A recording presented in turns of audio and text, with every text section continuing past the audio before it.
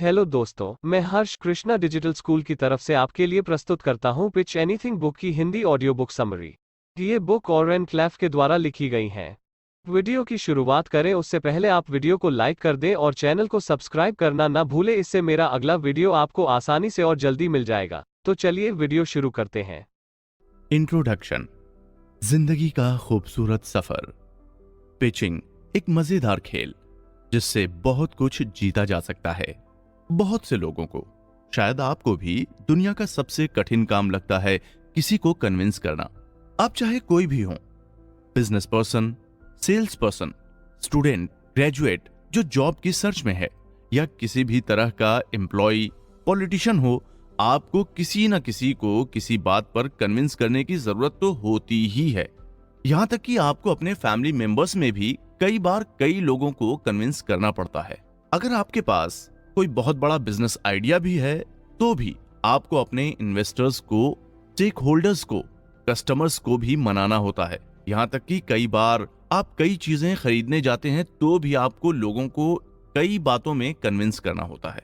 जैसे सोचिए, किसी को उसका घर बेचना है और आपको खरीदना है, पर वो जो रेट बता रहा है आपको उससे कम रेट पर खरीदना है, तो आपको उसे कन्विंस करना होगा ना। इसी कन्वीनियंस करने की प्रोसेस को ओरियन क्लाफ ने पिचिंग का नाम दिया है। ओरियन क्लाफ कई बिग कंपनीज के लिए पिचिंग की है। वो वर्ल्ड के sales, raising capital and negotiation के एक्सपर्ट हैं। उनकी बुक पिच एनीथिंग की 10 लाख से भी ज्यादा प्रिंटेड कॉपीज बिक चुकी हैं। लाखों लोगों ने इसकी ई बुक को भी पढ़ा है। उन्होंने अपनी बुक पिच एनीथिंग में बताया है कि कैसे वो किसी भी डील को आसानी से अपने फेवर में कर लेते थे। उन्होंने इस बुक में पिचिंग गेम के रूल बहुत अच्छे से समझाए हैं, जिसकी हेल्प से आप दुनिया के किसी भी प्लेस पर, आप किसी भी व्यक्ति से किसी भी समय बिना हेजिटेशन के पिच कर सकते हैं। उन्होंने इस बुक में एक ऐसी मेथड बताई है जिसे यदि आप सीख लें तो पिचिंग आपके लिए एक फन गेम हो जाएगा, जिसे सीखने के बाद आप जिंदगी में लोगों को कन्विंस करने के गेम को हमेशा एंजॉय कर सकते हैं, और साथ ही साथ आप उन्हें कन्विंस करके वो करवा सकते हैं जो आप करवाना चाहते हैं। फिर चाहे वो आप अपने किसी न्यू बिग प्रोजेक्ट या किसी सोशल वर्क के लिए फंड रेज ही क्यों ना करवाना चाह रहे हों, बस जरूरी है कि आपकी बात आपके दिमाग से निकल के सामने वाले के दिल तक चली जाए। आपने अक्सर पेपर में देखा होगा, ऐसी कई न्यूज आती है जिसमें पढ़े लिखे इंटेलिजेंट लोग भी बातों में फंसकर कुछ ऐसी डील कर लेते हैं जिससे उन्हें बहुत नुकसान होता है। कभी सोचा है इतना इंटेलिजेंट दिखने वाला भी कैसे किसी की बातों में आकर फ्रॉड का शिकार होता है? इसका सिंपल रीजन है, फ्रॉड करने वाले ने पिचिंग अच्छे से सीखी है। अगर आप पिचिंग करना सीख जाएंगे तो आप ऐसे फ्रॉड से आसानी से बच सकते हैं, क्योंकि आप समझ जाएंगे कि वो आप पर कौन कौन से फार्मूला अप्लाई कर रहा है और उनके तोड़ क्या हैं। क्योंकि ओरेन क्लाफ ने अपनी बुक पिच एनीथिंग में न सिर्फ पिचिंग के मेथड्स बताए हैं, साथ ही साथ उन्होंने वो सारे फार्मूले बताए हैं जिससे पिचिंग आसान होती है। उन्होंने ये भी बताया है कि पिचिंग के समय दोनों ही पार्टी एक दूसरे को कैसे कंट्रोल करती हैं। इस कंट्रोल के तरीके में एक दूसरे की फ्रेम को तोड़कर खुद की फ्रेम क्रिएट करना बताया है। फ्रेम क्रिएट करने से यहाँ सिंपल सा मीनिंग है कि आपको अपना साइड स्ट्रॉन्ग करना है। उस मेथड से सबसे मोस्ट इंपॉर्टेंट जो राइटर ने बताया है वो है theory of mind and frame control. अगर आप ये दोनों जान जाते हैं तो आपको समझ में आ जाता है कि लोगों के माइंड तक आपके आइडिया को कैसे क्लियरली पहुंचाना है और कैसे सामने वाले को यह समझाना है कि उसे इस आइडिया के लिए अप्रूवल देना है और क्यों देना है। मोस्ट इंपॉर्टेंट बात जो राइटर ने बुक के आखिर में बताई है, पर है वो सबसे ज्यादा जरूरी, वो है कि आपको पिचिंग करते समय ये बात ध्यान में रखनी है कि क्या आपको ये शो नहीं करना है कि आप नीडी हैं।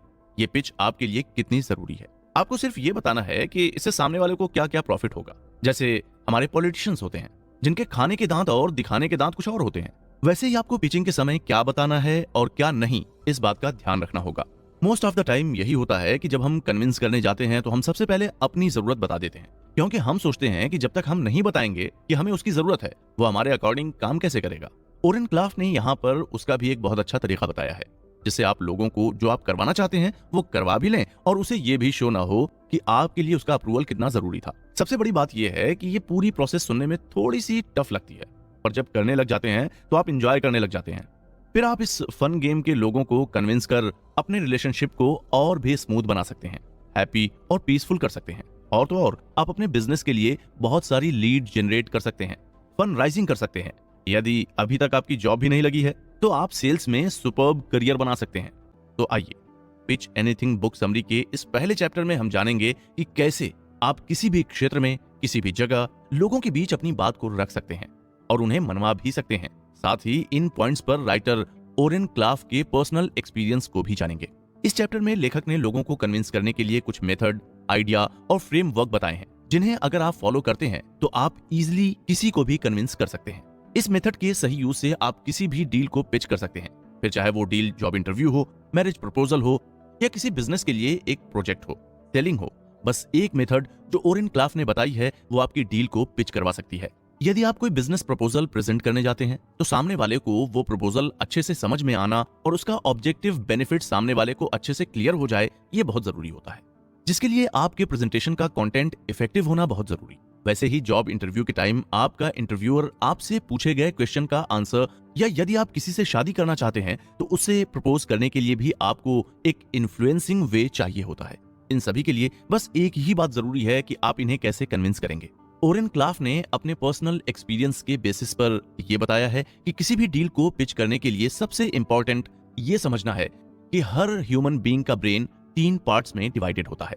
1 crocodile brain, 2 mid brain, 3 neocortex brain.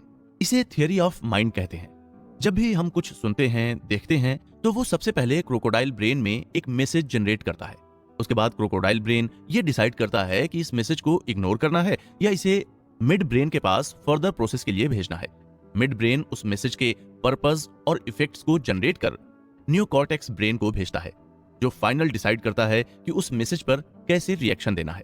यदि आपने इन तीनों पार्ट्स को अच्छे से समझ लिया है तो अब आपके लिए ये समझना आसान भी है और जरूरी भी है कि यदि आप किसी व्यक्ति को कन्विंस करना चाहते हैं तो आपका मैसेज आपके न्यूकॉर्टेक्स ब्रेन से निकलकर सामने वाले व्यक्ति के क्रोकोडाइल ब्रेन के द्वारा एक्सेप्ट करना आवश्यक है।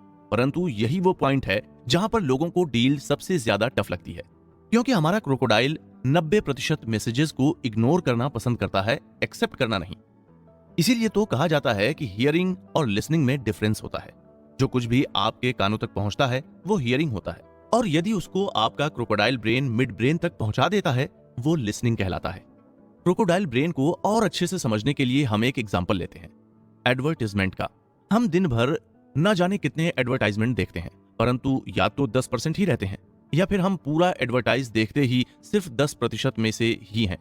ज्यादातर हम एडवर्टाइज स्किप करने की कोशिश में ही लगे रहते हैं, क्योंकि हमारे क्रोकोडाइल ब्रेन को इग्नोर करना ज्यादा पसंद है। वैसे ही एक और एग्जांपल ले लें। अगर आप स्टूडेंट हैं तो आप अपने स्कूल या कॉलेज के क्लासरूम को देखिए, और यदि आप कोई एम्प्लॉय हैं तो अपने वर्क प्लेस को देखिए, जहां आपके साथ कई और लोग होंगे, हंड्रेड्स या थाउजेंड्स में, परंतु आप उसमें से कितने लोगों की केयर करते हो कि वो क्या कर रहे हैं, क्या नहीं कर रहे हैं। हम ज्यादातर लोगों को इग्नोर करते हैं। हमें कोई मतलब नहीं होता है कि वो अपने वर्क प्लेस पर क्या कर रहे हैं। हमारे लिए सिर्फ सिलेक्टेड कुछ फ्रेंड्स होते हैं, हम उन्हीं पर अटेंशन पे करते हैं, बाकी सभी को हमारा क्रोकोडाइल ब्रेन इग्नोर कर देता है। ठीक इसी तरह जो कुछ भी हमारे आसपास हो रहा है उसका 90% क्रोकोडाइल ब्रेन इग्नोर करता है। इसीलिए कहते हैं कोई भी डील पिच करना टफ होता है यदि वो क्रोकोडाइल ब्रेन द्वारा एक्सेप्ट नहीं की गई है। पर यदि आपने ये जान लिया कि क्रोकोडाइल ब्रेन आपके मैसेज को एक्सेप्ट क्यों नहीं करता है, क्या कारण होते हैं कि वो आपके मैसेज को इग्नोर करता है, तो आप समझ जाएंगे कि आपको कैसे मैसेज नहीं भेजना है। ये जानना आपकी पिच को आसान कर देगा। तो आपको बताता हूं कि क्रोकोडाइल ब्रेन ज्यादातर मैसेजेस किस प्रकार इग्नोर करता है। वो चेक करता है, 1, क्या ये मैसेज डेंजरस है? यदि नहीं तो इग्नोर इट। जैसे यूक्रेन और रूस के युद्ध में क्या भारतवासियों को कोई खतरा है?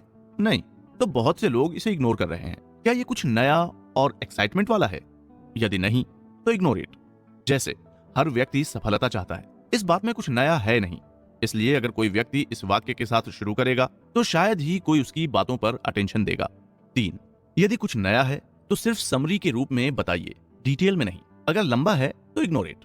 उदाहरण के लिए रूस और यूक्रेन के युद्ध जैसा महायुद्ध काफी लोगों के लिए नया है और एक्साइटिंग है, परंतु लोग इस युद्ध की केवल समरी देखना चाहते हैं, सुनना चाहते हैं, पूरा 24 आवर्स लाइव देखना नहीं चाहते। 4, यदि ये कोई सीरियस प्रॉब्लम नहीं है तो ignore it. For example, Ukraine और रूस के इस महायुद्ध में भारतीय आम जनता के लिए कोई सीरियस प्रॉब्लम नहीं है। जो थोड़े बहुत इश्यूज हैं उन्हें बड़े पॉलिटिशियंस हैंडल कर लेंगे, इसलिए भारतीय आम जनता इसे इग्नोर कर रही है। कुल मिलाकर इन 4 पॉइंट्स से राइटर ये बताना चाह रही हैं कि क्रोकोडाइल ब्रेन तक अगर आपको कोई चीज पहुंचानी है तो वो यूनिक, एक्साइटिंग और कुछ सीरियस होना चाहिए। फिर से एक बार मैं आपको एडवर्टाइजमेंट की तरफ ले जाता हूं, जहां आप देखेंगे कि अगर कोई एडवर्टाइजमेंट न्यू कॉन्सेप्ट वाला नहीं होता है, उसमें कुछ एक्साइटमेंट नहीं होता है, सस्पेंस नहीं होता है, तो वो आपकी अटेंशन ग्रैब नहीं कर पाता है। वहीं अगर कुछ एडवर्टाइजमेंट कुछ नए और एक्साइटिंग लगते हैं लेकिन थोड़े से लंबे होते हैं तो वो भी हमें पसंद नहीं आते। इसलिए ज्यादातर एडवर्टाइज सिर्फ 30 सेकंड के होते हैं। कम शब्दों में अधिक बात कहने के लिए ही अधिकतर लोग इमेजेस का यूज करते हैं, क्योंकि कहते हैं ना, एक तस्वीर 1000 शब्दों के बराबर होती है। जब आप कोई बुक पढ़ते हैं तो ज्यादातर आप पूरी बुक पढ़ने से ज्यादा इंटरेस्ट उसके फोटोज को देखकर स्टोरी समझने में लेते हैं। सही कह रहा हूं ना मैं?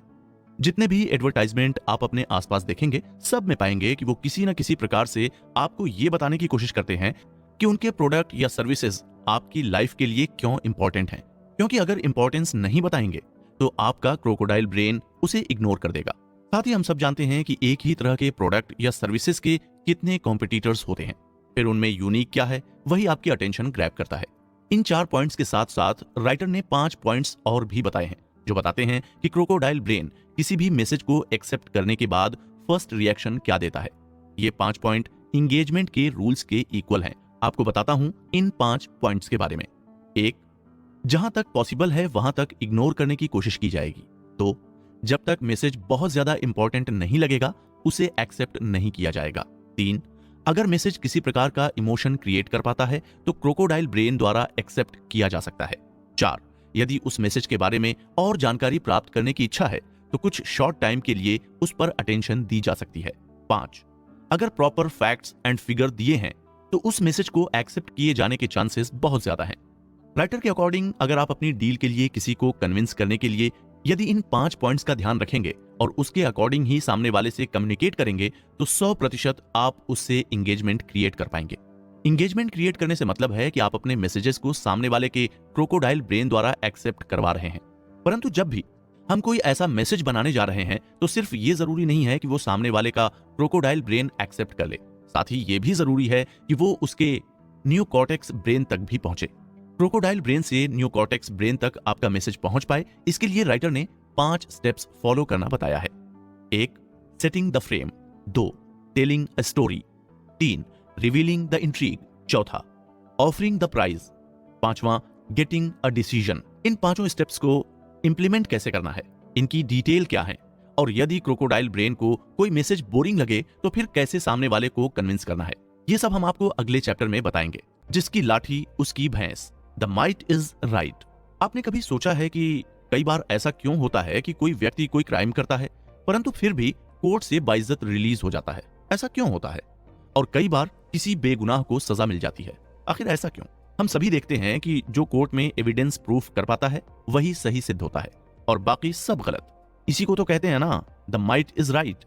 और फिर सोचिए, जब इलेक्शन होते हैं तब सबके माइंड में एक ही क्वेश्चन होता है, जो सबसे स्ट्रांग सीट है उससे कौन खड़ा होगा, या फिर स्ट्रॉन्गेस्ट कैंडिडेट है उसके सामने कौन सा कैंडिडेट खड़ा होगा, किस पार्टी के मुख्यमंत्री के रूप में किसका चेहरा होगा। आखिर ये सवाल क्यों? क्या फर्क पड़ता है किसके सामने कौन खड़ा है, किस सीट से किसे टिकट दिया गया है? फर्क पड़ता है, बहुत बड़ा फर्क पड़ता है। एक स्ट्रॉन्ग कैंडिडेट के सामने से स्ट्रॉन्ग कैंडिडेट ही खड़ा हो सकता है, और अगर वीक कैंडिडेट खड़ा हुआ तो वो आसानी से हार जाएगा। द माइट इज राइट का मतलब यही है ना कि जिसके पास पावर होती है वही जीतता है, यानी जो सबसे ज्यादा स्ट्रॉन्ग होगा वही कैंडिडेट जीतेगा।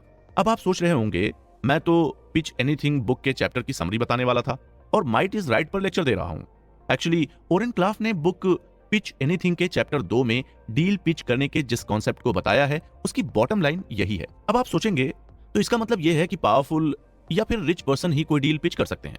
यदि हम पावरफुल नहीं है तो हमें डील पिच करने का सपना छोड़ देना चाहिए। मैं तो कहूंगा नहीं, बिल्कुल भी ऐसा नहीं है। इस चैप्टर में ओरेन क्लाफ ने बताया है कि आपको यदि डील पिच करना है तो आपको स्ट्रांग होना होगा, और इस चैप्टर में उन्होंने बताया है कि आप स्ट्रॉन्गेस्ट कैसे हो सकते हैं। आइए मैं भी आपको बताता हूं कि उन्होंने डील पिच करने के लिए स्ट्रांग कैसे बनना है, इसके लिए क्या क्या फॉर्मूले बताए हैं। उन्होंने बताया कि जब भी कोई 2 व्यक्ति एक दूसरे से मिलते हैं तो वो पहले से ही एक दूसरे के लिए कुछ परसेप्शंस, आइडिया और कम्युनिकेशन प्लान लेकर मिलते हैं, और यही जाने अनजाने में दोनों ही पर्सन की अपनी अपनी एक फ्रेम क्रिएट कर देती है। जिसकी फ्रेम स्ट्रांग होती है वो डील जीत जाता है और सामने वाले की वीकर फ्रेम को डोमिनेट या एब्जॉर्ब कर लेता है। इसीलिए ये बहुत जरूरी है कि आपकी फ्रेम हमेशा आपके टारगेट से स्ट्रांग हो। यदि आपको मीटिंग की शुरुआत में ऐसा लगे कि सामने वाले की फ्रेम आपसे ज्यादा स्ट्रांग है तो आपको अपनी फ्रेम को स्ट्रांग बनाना होगा, और अगर आपको लग रहा है कि मेरा फ्रेम अभी स्ट्रांग है तो भी आपको पूरी मीटिंग में इस बात का ध्यान रखना होगा कि सामने वाला व्यक्ति आपके फ्रेम को वीक करने की कोशिश न करे। इसी प्रोसेस को राइटर ने फ्रेम कंट्रोल का नाम दिया है। जब भी हम कभी किसी से मीटिंग करते हैं तो हमारे पास अपने कुछ थॉट्स होते हैं, हम उसी के अकॉर्डिंग सामने वाले से कुछ सुनना चाहते हैं, या सामने वाले को अपनी सुनाना चाहते हैं। अगर ऐसा नहीं होता तो हम सामने वाले को इग्नोर करना शुरू कर देते हैं। और जैसा कि चैप्टर फर्स्ट में बताया गया था कि हमारे क्रोकोडाइल ब्रेन को इग्नोर करना ज्यादा पसंद है। इस सिचुएशन में दोनों एक दूसरे की फ्रेम को डिस्ट्रॉय करने या एक्सचेंज करने की कोशिश करने लगेंगे। तब आपके लिए यह जरूरी है कि आप अपनी फ्रेम को बचाएं भी और सामने वाले की फ्रेम को डोमिनेट करने की कोशिश भी करें, अदरवाइज डील आपके हाथ से चली जाएगी। राइटर का मानना है कि कभी भी दो कॉर्पोरेट फ्रेम आपस में फ्रेंडली वे में नहीं मिलती हैं। वो हमेशा एक दूसरे को कोलाइड करने की कोशिश करती हैं, like death match.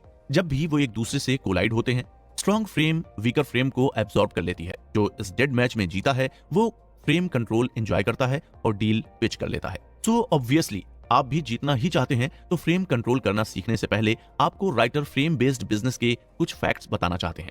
Frame based dealing approach बाकी सारी डीलिंग एंड सेलिंग टेक्निक से बहुत आसान होती है, क्योंकि यहाँ हमें कोई ज्यादा टेक्निक, टैक्टिक्स या स्मूथ टॉक की नीड नहीं होती है। इसमें हम जितना कम बोलेंगे उतना ही ज्यादा इफेक्टिव होगा। जब बात अदर टेक्निक्स की निकली है तो राइटर बताते हैं अमेज़न पर 35,000 से ज्यादा बुक्स और सेमिनार्स कस्टमर को रैपिड परचेज डिसीजन लेने के लिए persuade, influence, cajole and browbeat करने की प्रमोटिंग मेथड पर अवेलेबल है।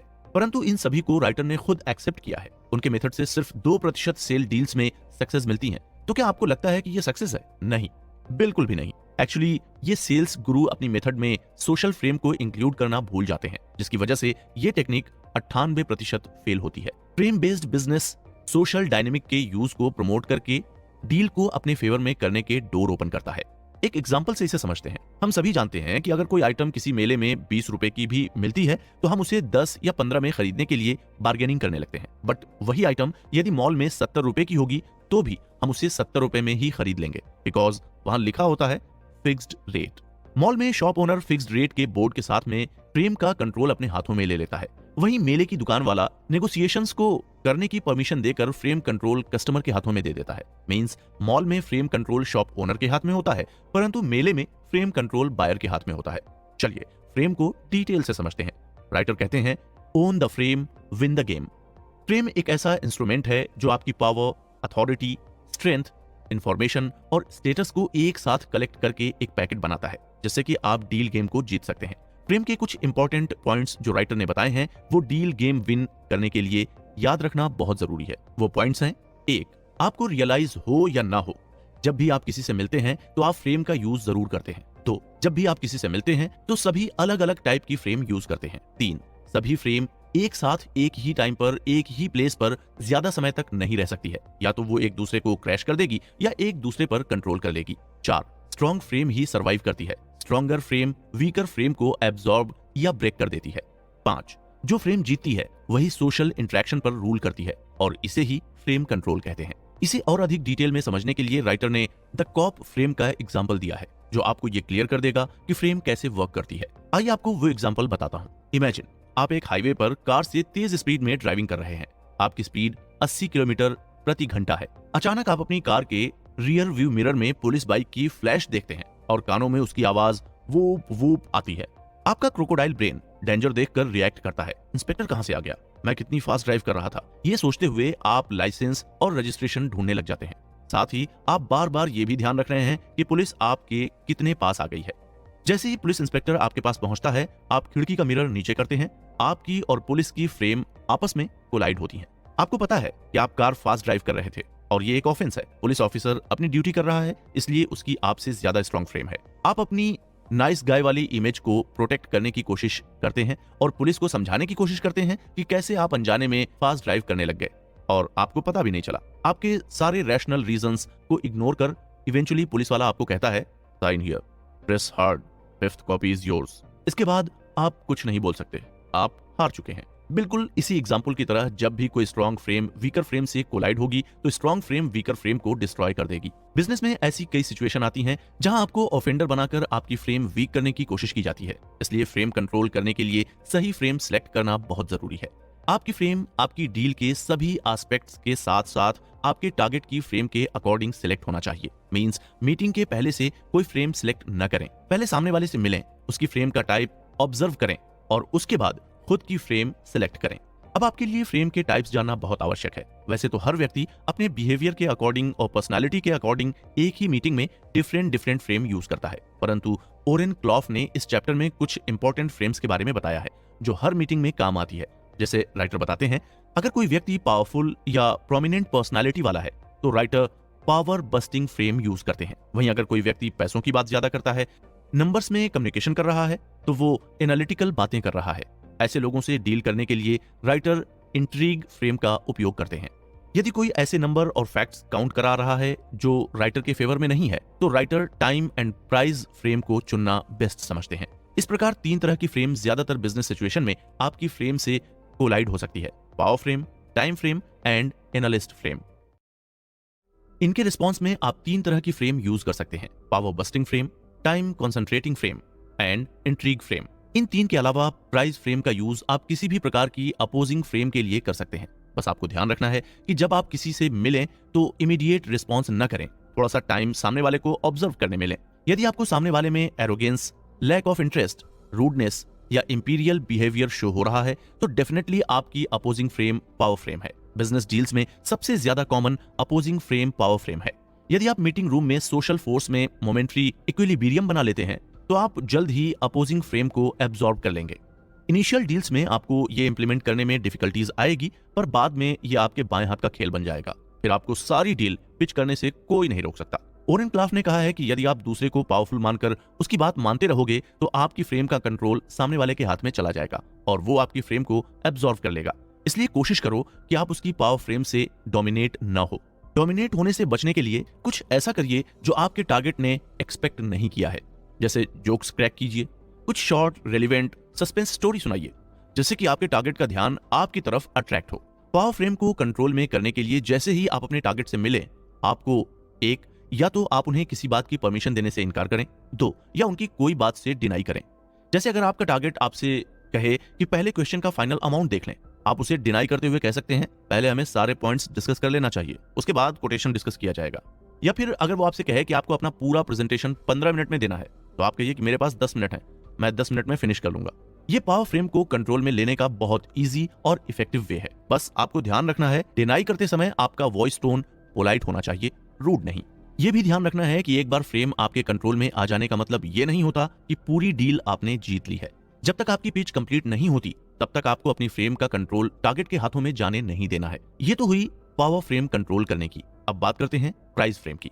सपोज आप मिस्टर ए से मीटिंग करने गए हैं, बट वहां जाकर जब आप रिसेप्शनिस्ट से मीटिंग के बारे में पूछते हैं तो वो कहती हैं, सॉरी मिस्टर ए अभी बिजी हैं, वो अगले 1 घंटे तक आपसे नहीं मिल सकते। या तो आप 1 घंटे वेट करिए और अपना प्रेजेंटेशन मिस्टर ए को दीजिए, या आप हमारे किसी रिप्रेजेंटेटिव को अपना प्रेजेंटेशन दे सकते हैं, वो मिस्टर ए को ब्रीफ दे देंगे। इन सिचुएशंस में आपको याद रखना है कि आपकी स्टोरी आपसे बेहतर और कोई नहीं कह सकता और आपका समय मूल्यवान है। इसलिए आपको पोलाइटली रिसेप्शनिस्ट को डिनाई करना है और उसे कन्वे करना होगा कि आप बस 15 मिनट वेट करेंगे, वरना आप बिना प्रेजेंटेशन दिए चले जाएंगे। आपका बिना प्रेजेंटेशन दिए चले जाना उनकी कंपनी की रेपुटेशन के लिए अच्छा नहीं होगा। इसलिए ये सुनने के बाद रिसेप्शनिस्ट और मिस्टर ए के रिप्रेजेंटेटिव की ये रिस्पॉन्सिबिलिटी होगी कि वो मिस्टर ए को 15 मिनट बाद आपका प्रेजेंटेशन अटेंड करने के लिए मना ले। इसके बाद भी यदि वो मीटिंग अटेंड करने नहीं आ पाते हैं तो आप बिना प्रेजेंटेशन दिए, बिना ब्रोशर छोड़े वापस आ जाएंगे और आपको इसके लिए अपोलोजाइज करने की जरूरत नहीं है, क्योंकि आपका टाइम वेस्ट हुआ है और ये उन्हें पता है। अगर आपको मिस्टर ए का मीटिंग अटेंड न करने का रीजन एप्रोप्रिएट लग रहा है और आप उनके साथ आगे कार्य करना चाहते हैं, तो आप मीटिंग रीशेड्यूल करने का कह सकते हैं और इसी के साथ ये भी कहिए कि नेक्स्ट मीटिंग में ऐसा नहीं होना चाहिए। ये सबटिल फ्रेमिंग टेक्निक प्राइसिंग भी कहलाती है। इसमें आपको ये शो करना होता है कि आप प्राइस हैं इस मीटिंग का। आपको हजारों खरीदार मिलेंगे मार्केट में, परंतु उन्हें आपके जैसा सेलर नहीं मिलेगा। टाइम फ्रेम का उपयोग ज्यादातर आपके टारगेट द्वारा आपकी फ्रेम को डिसरप्ट करने के लिए किया जाता है। आपको कंफ्यूज करके आपकी फ्रेम पर कंट्रोल पाकर डील अपने फेवर में करने की कोशिश की जाती है। यदि आप केयरफुली डील कर रहे हैं तो इस फ्रेम को इजीली डिफीट कर सकते हैं। हमेशा आपका प्रेजेंटेशन शॉर्ट और थ्रू द पॉइंट होना चाहिए ताकि आपका टारगेट बोर ना हो। जैसे ही आपको लगने लगे कि आपका टारगेट बोर हो रहा है, इससे पहले कि वो आपको रैप अप करने को बोले, आपको उसका अटेंशन ग्रैब करना होगा। आप ये कह सकते हैं कि मुझे नेक्स्ट मीटिंग में जाना है, इसलिए हमारे पास ज्यादा समय नहीं है, तो मैं अपना प्रेजेंटेशन यहीं रैप अप करता हूं। राइटर बताते हैं, यदि कस्टमर कहता है कि हमारे पास बस 10 मिनट है, आपको डील 10 मिनट में एक्सप्लेन करनी है, तो ज्यादातर सेल्स पर्सन रिप्लाई देते हैं, आपने अपने बिजी शेड्यूल में से हमें टाइम दिया, उसके लिए थैंक्स, मैं प्रेजेंटेशन शुरू करता हूँ, जो राइटर के अकॉर्डिंग बिल्कुल गलत है, परंतु यह एक बिजनेस एटिकेट बन गया है। यदि आप ऐसा करते हैं तो आप अपनी फ्रेम का कंट्रोल टारगेट के हाथ में दे देते हैं। यदि आप अपनी फ्रेम को स्ट्रॉन्ग करना चाहते हैं तो आपका रिप्लाई कुछ इस प्रकार होना चाहिए, हाँ हम अभी बात कर सकते हैं, अभी मेरे पास 30 मिनट का टाइम है तो कोई प्रॉब्लम नहीं है। या फिर आप कह सकते हैं कि अगर हमें एक दूसरे पर ट्रस्ट नहीं है तो मीटिंग रीशेड्यूल करने का भी कोई मतलब नहीं है। यदि आप अपनी अपॉइंटमेंट और शेड्यूल फॉलो नहीं कर सकते तो मुझे आपके साथ काम करने के लिए दोबारा विचार करने की जरूरत है। अपने फ्रेम को एब्जॉर्ब होने से सेव करके टारगेट फ्रेम पर कंट्रोल पा सकते हैं। प्राइजिंग फ्रेम के बाद जो नेक्स्ट अपोजिंग फ्रेम आती है वो है एनालिस्ट फ्रेम। जब पहला फ्रेम कोलिजन होता है तब ये फ्रेम ज्यादातर एनकाउंटर होती है, और जब डिसीजन लेने का टाइम आता है तो ये गेम चेंजर बन जाती है। इसलिए ये फ्रेम बहुत डेडली होती है। आपको इसे इंट्रीग फ्रेम से कंट्रोल करना चाहिए। प्रेजेंटेशन के टाइम एक या दो लोग आपसे प्रेजेंटेशन में use technical term, facts and figures की डिटेल पूछने लग जाते हैं। ज्यादातर इंजीनियर और फाइनेंशियल एनालिस्ट के प्रेजेंटेशन में ऐसा होता है। ये एनालिस्ट फ्रेम क्रिएट करना होता है जो आपकी फ्रेम को आसानी से एब्जॉर्ब कर सकती है। इसे कंट्रोल करने के लिए जरूरी है कि आप टेक्निकल और डिटेल मटेरियल को अलग अलग रखें। यदि लोग आपसे टेक्निकल इंफॉर्मेशन मांगते हैं तो आपको प्रिपेयर्ड समरी उन्हें शो करना है। फिर उनके अटेंशन को टेक्निकल पॉइंट से हटाकर वापस आपकी पिच पर लाना होगा। आपको सभी क्वेश्चन के आंसर फास्ट और हाई लेवल डिटेल्स के साथ देना होगा। इसके बाद आपको वापस रिलेशनशिप क्वेश्चन पर आना है, जिससे उन्हें आप ये मैसेज दे सकें। 1, मैं डिसाइड करना चाहता हूं कि आपके साथ काम करना सही है या नहीं। 2, अगर मैं आपके साथ काम करूंगा तो नंबर बैकअप है, उसके बारे में अभी परेशान होने की जरूरत नहीं है। 3, मैं जिनके साथ काम करता हूं उनकी पूरी केयर करता हूं। 4, आपका ध्यान बिजनेस रिलेशनशिप पर होना चाहिए, एनालिसिस बाद में आता है। रिमेंबर, कोई भी आपसे वो नहीं सुनना चाहता है जो वो पहले से जानता है। इसलिए एनालिस्ट फ्रेम को कंट्रोल करने के लिए आपको कुछ एंटरटेनिंग और इंटरेस्टिंग करना होगा, जिससे उनका इंटरेस्ट आपके पॉइंटर्स पर डाइवर्ट हो सके। जैसे आप पजल पूछ सकते हैं, कुछ पर्सनल स्टोरी जिसमें कुछ सस्पेंस हो शेयर कर सकते हैं। याद रहे, ऐसी बातें शेयर न करें जिससे आपकी फ्रेम वीक हो। ये इंट्रीग फ्रेम होती है जो एनालिस्ट फ्रेम को डिस्ट्रॉय करने के लिए बेस्ट है। इंट्रीग स्टोरी में कुछ एलिमेंट्स होना जरूरी है, जैसे 1, पिच के सब्जेक्ट से रेलिवेंट ही स्टोरी का ब्रीफ होना चाहिए। 2, आपकी स्टोरी पर्सनल होना चाहिए। 3, इसमें रिस्क, डेंजर, अनसर्टेनिटी जैसे फैक्टर्स होने चाहिए। 4, टाइम प्रेशर होना चाहिए। 5, टेंशन और सस्पेंस होना चाहिए। ये स्टोरी आपको तभी शेयर करना है जब आप एनालिस्ट फ्रेम से एनकाउंटर हो चुके हैं। एनालिस्ट फ्रेम को ब्रेक करने का सबसे अच्छा वे सस्पेंस क्रिएट करना है। The pricing frame reloaded. यदि आप किसी से मीटिंग के लिए जा रहे हैं तो ज्यादातर आप ये कोशिश करते हैं कि आप अच्छे से ड्रेस्ड हों, आपका परफ्यूम अच्छा हो, आप जेंटलमैन दिखें, ताकि सामने वाला आपसे इंप्रेस हो जाए, जिससे कि आप उसका अटेंशन, रिस्पेक्ट और मनी गेन कर सकें। यह डीलिंग का बहुत गलत तरीका है। इससे सामने वाला प्राइस बन जाते हैं और कंट्रोल सामने वाले के हाथों में आ जाता है। जैसा कि पहले बताया गया था कि आपको ये शो करना है कि आप प्राइस हैं, जिसके लिए आपको सामने वाले को अपनी रिस्पेक्ट करने के लिए और अटेंशन देने के लिए मनवाना होगा। यदि आप ये कर पाते हैं तो फ्रेम आपके कंट्रोल में होगी और आप भी आसानी से जीत पाएंगे। इसके लिए आपको ह्यूमन बिहेवियर के 3 फंडामेंटल्स याद रखना बहुत जरूरी है। 1, हम उसी चीज का पीछा करते हैं जो हमसे दूर है। 2, हमें वही चाहिए होता है जो हमारे पास नहीं है। 3, हमें उसी पोजीशन की वैल्यू सबसे ज्यादा होती है जिसे पाना बहुत मुश्किल होता है। इसीलिए प्राइजिंग फ्रेम को सक्सेसफुली वर्क करने के लिए कुछ कंडीशंस फुलफिल करनी होती हैं, जिसके लिए राइटर ने प्राइजिंग 101 और 201 में कुछ आइडिया बताएं। प्राइजिंग 101 के आइडियाज। 1, बायर को प्रूफ करने दो कि वो आपके साथ वर्क करने के लिए क्वालिफाई है। ये आप उससे हम आपके साथ क्यों काम करना चाहेंगे ये प्रश्न पूछकर कर सकते हैं।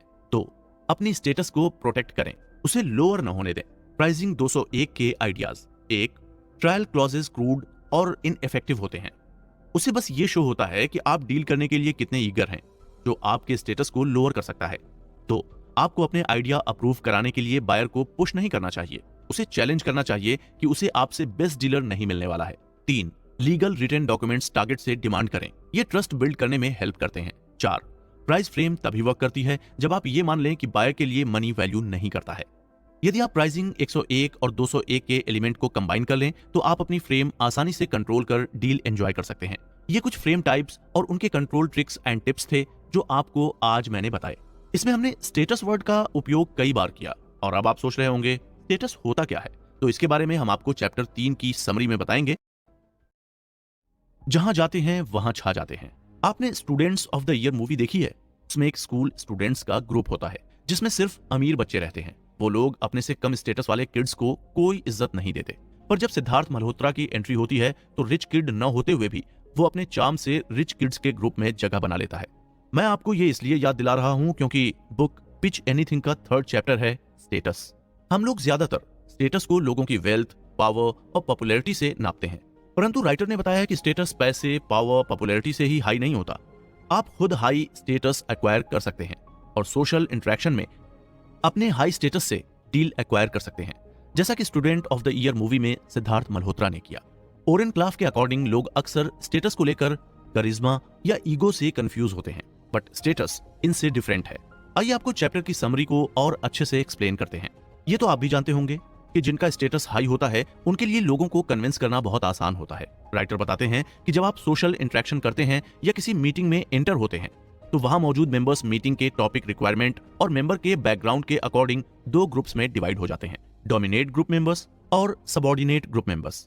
डोमिनेट ग्रुप मेंबर्स को अल्फा और सबऑर्डिनेट ग्रुप मेंबर्स को बीटा भी कहा जाता है।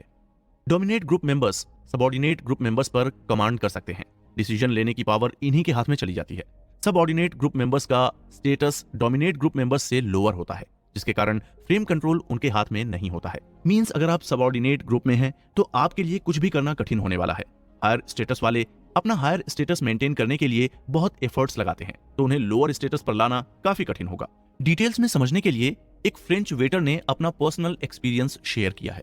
उन्होंने बताया कि कुछ सालों पहले उन्होंने अपने कुछ फ्रेंड्स के लिए एक रेस्टोरेंट में डिनर होस्ट किया। जब वहां पहुंचे तो सबसे पहले एंट्री कर वो रिसेप्शन पर गए। वहां रिसेप्शनिस्ट ने उन्हें लॉबी में वेट करने को बोला और कहा कि जब आपकी टेबल रेडी हो जाएगी तो आपको बुला लिया जाएगा। काफी देर वेट करने के बाद रिसेप्शनिस्ट ने हमें अपनी टेबल बताते हुए बैठने के लिए कहा। फिर हमें एक वेटर असाइन किया जिसका नाम था बेनॉट। उसने पूछा, आप क्या ऑर्डर करना चाहेंगे? बेनॉट को वैसे तो उस रेस्टोरेंट की पूरी मेनू बुक्स अच्छे से याद थी, पर इतना बड़ा मेनू सुनना मुझे सही नहीं लगा। ओरेन ने बेनॉट को सबसे पहले वाइन बुक देने को कहा। डिनर का होस्ट ओरेन थे, बिल उन्हें पे करना था, तो हाई स्टेटस पोजीशन कंट्रोल भी वही करना चाहते थे, इसीलिए सबसे ज्यादा महंगी वाइन ऑर्डर कर दी। बेनॉट को high status position control seize करने की अपॉर्चुनिटी मिल गई। उसने कहा, मुझे नहीं लगता कि ये बेस्ट चॉइस है, और उसने वाइन लिस्ट बुक हाथ से लेकर पेज टर्न करते हुए एक वाइन की तरफ इशारा करते हुए कहा, वैसे तो हमारे रेस्टोरेंट की सभी वाइन अच्छी हैं, परंतु ये वाइन आपके आज के ऑर्डर के साथ बेस्ट रहेगी। ये वाली वाइन सिलेक्टेड वाइन से कम कॉस्ट की थी, तो ओरेन ने उसी के सिलेक्शन को डन कर दिया। उसने एक्सीलेंट चॉइस कहकर वाइन सिलेक्शन का क्रेडिट ओरेन को दे दिया और खुद ने टेबल के लिए अल्फा स्टेटस पोजीशन एक्वायर कर ली। उसके चेहरे के एक्सप्रेशन से लग रहा था कि वो कहना चाहता था कि अब ये टेबल मेरी है।